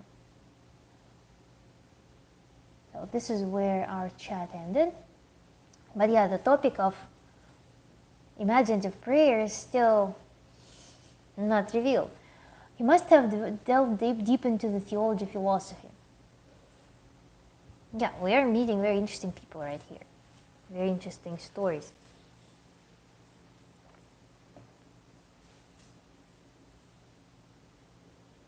Let me Google it.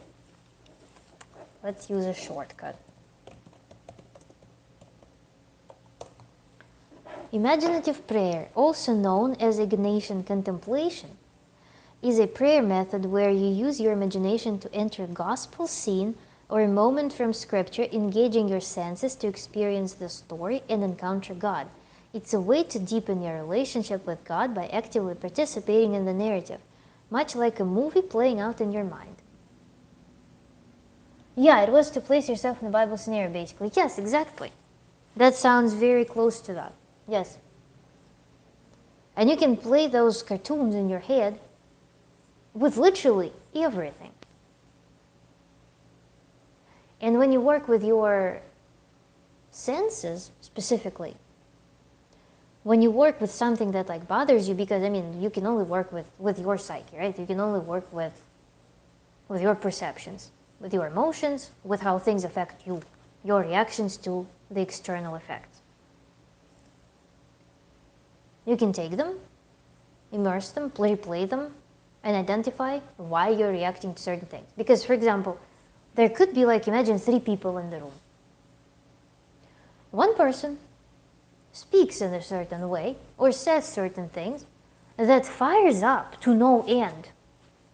One person, and the other person has no idea why what that first person was saying fires that person up, because they are completely not susceptible to whatever that person is saying and however this person is saying.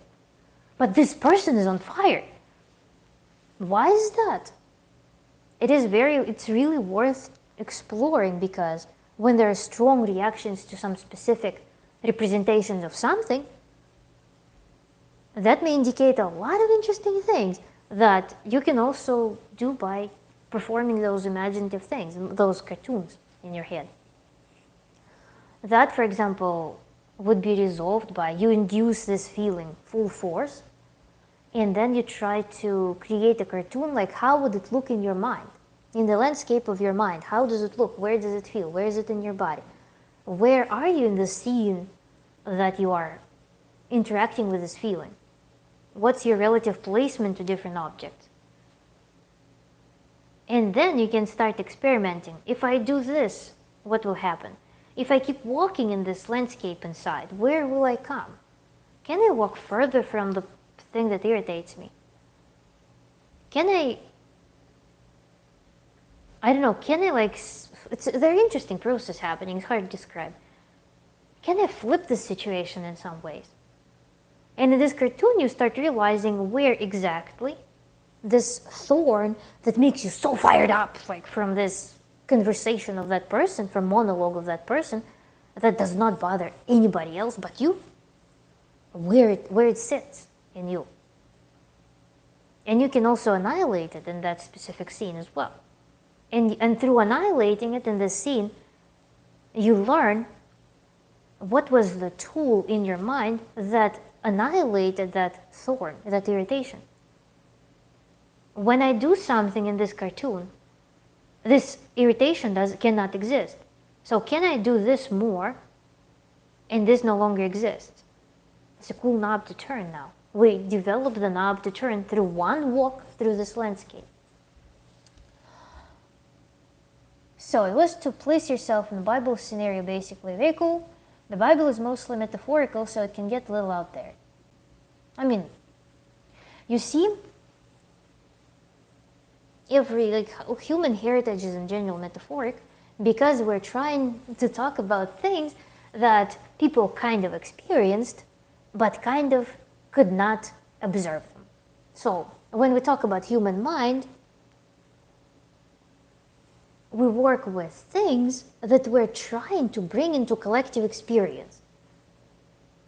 Like we play soccer, for example. A team plays soccer. Everybody's aware that they're playing soccer. They can describe the process of playing soccer. There is a ball that they hit. Their body hit this ball. They all saw that. Everybody witnessed that. And when we're talking about the process that happened in our mind, we can only talk about it. So we built some world of metaphors. We built some system of universal, like some interesting language that kind of describes those collective experiences that do not manifest in some material form. That's why it's very understandable why it's metaphorical, because it needs to derive some universal language that describes things that do not have precise form, yet they exist, because we cannot characterize them accurately. We don't have tools for that. Participating in plays can be another way to create a vivid experience which you can connect with. Yes, it can be. It can be. Anyone who acted in the school theater probably remembers certain facets of theirs. Yeah, actually, when you are learning the actor skill, in their courses, they go through a variety of impersonations. And that's a curious thing, because if we take that evolutionary theory is correct, then our brain has recordings of every stage of our development. We just have new and new layers of brain that gets more complicated and has more recordings of more relevant, more newer experiences, more complicated things. So in that regard, we have the features of the brain that were characteristic for very primordial stages of development. And if we look around, there are creatures that kind of stopped at certain level of development, and us connecting with them is actually just activating some parts of our brain that still hold the idea of how it is to be that creature, perhaps. I don't know, maybe it's my fantasy, but in general, people are very fascinated, for example, with impersonating animals, certain like creatures. You can actually also make it very controlled. You can make it. You can make different you can create different purposes for those actions. You can make them therapeutic. You can make them exploratory. You can make them as like tools for programming minds, right? I think those things are used by certain media things.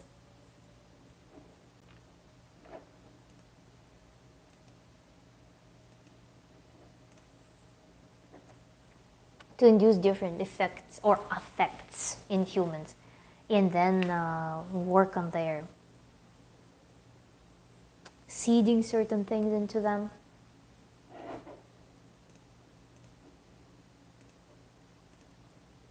Because there are states of brain that are very vulnerable for influence.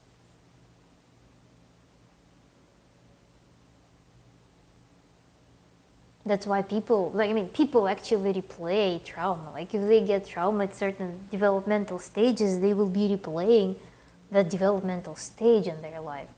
Returning to Marcus, for example, people with narcissistic disorder, they are stuck in very early childhood mentally. So their psyche is at least partially stuck in the childhood. So they regard the world from the perspective of that childhood, because that's where the trauma capped them, capped their development, psychological development. And where it's capped, that's where it will be manifesting over and over and over in life.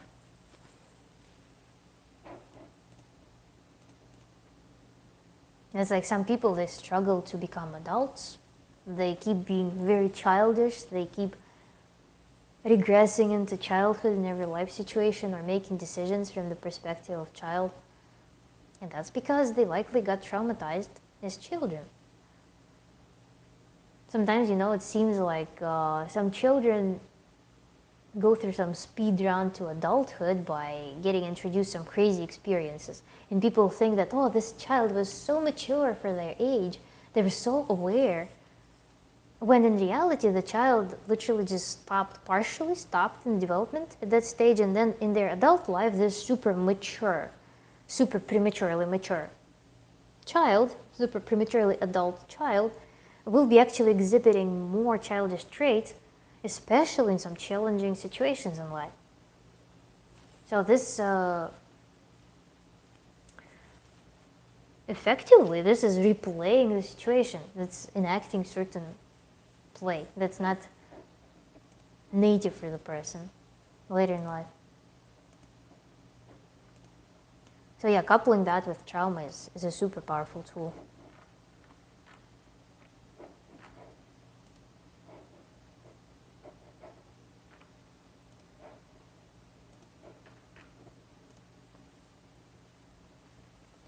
We probably should be wrapping up soon, because I want to drink and I want to sleep. Just trying if my lamp is hot, because I'm so hot right now.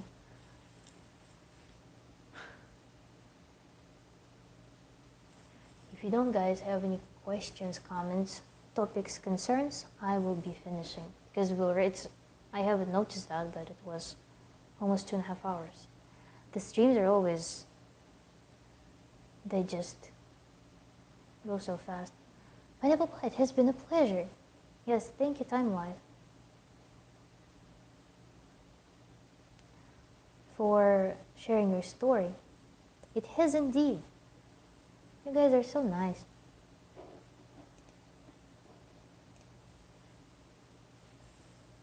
Such a sweet community I have.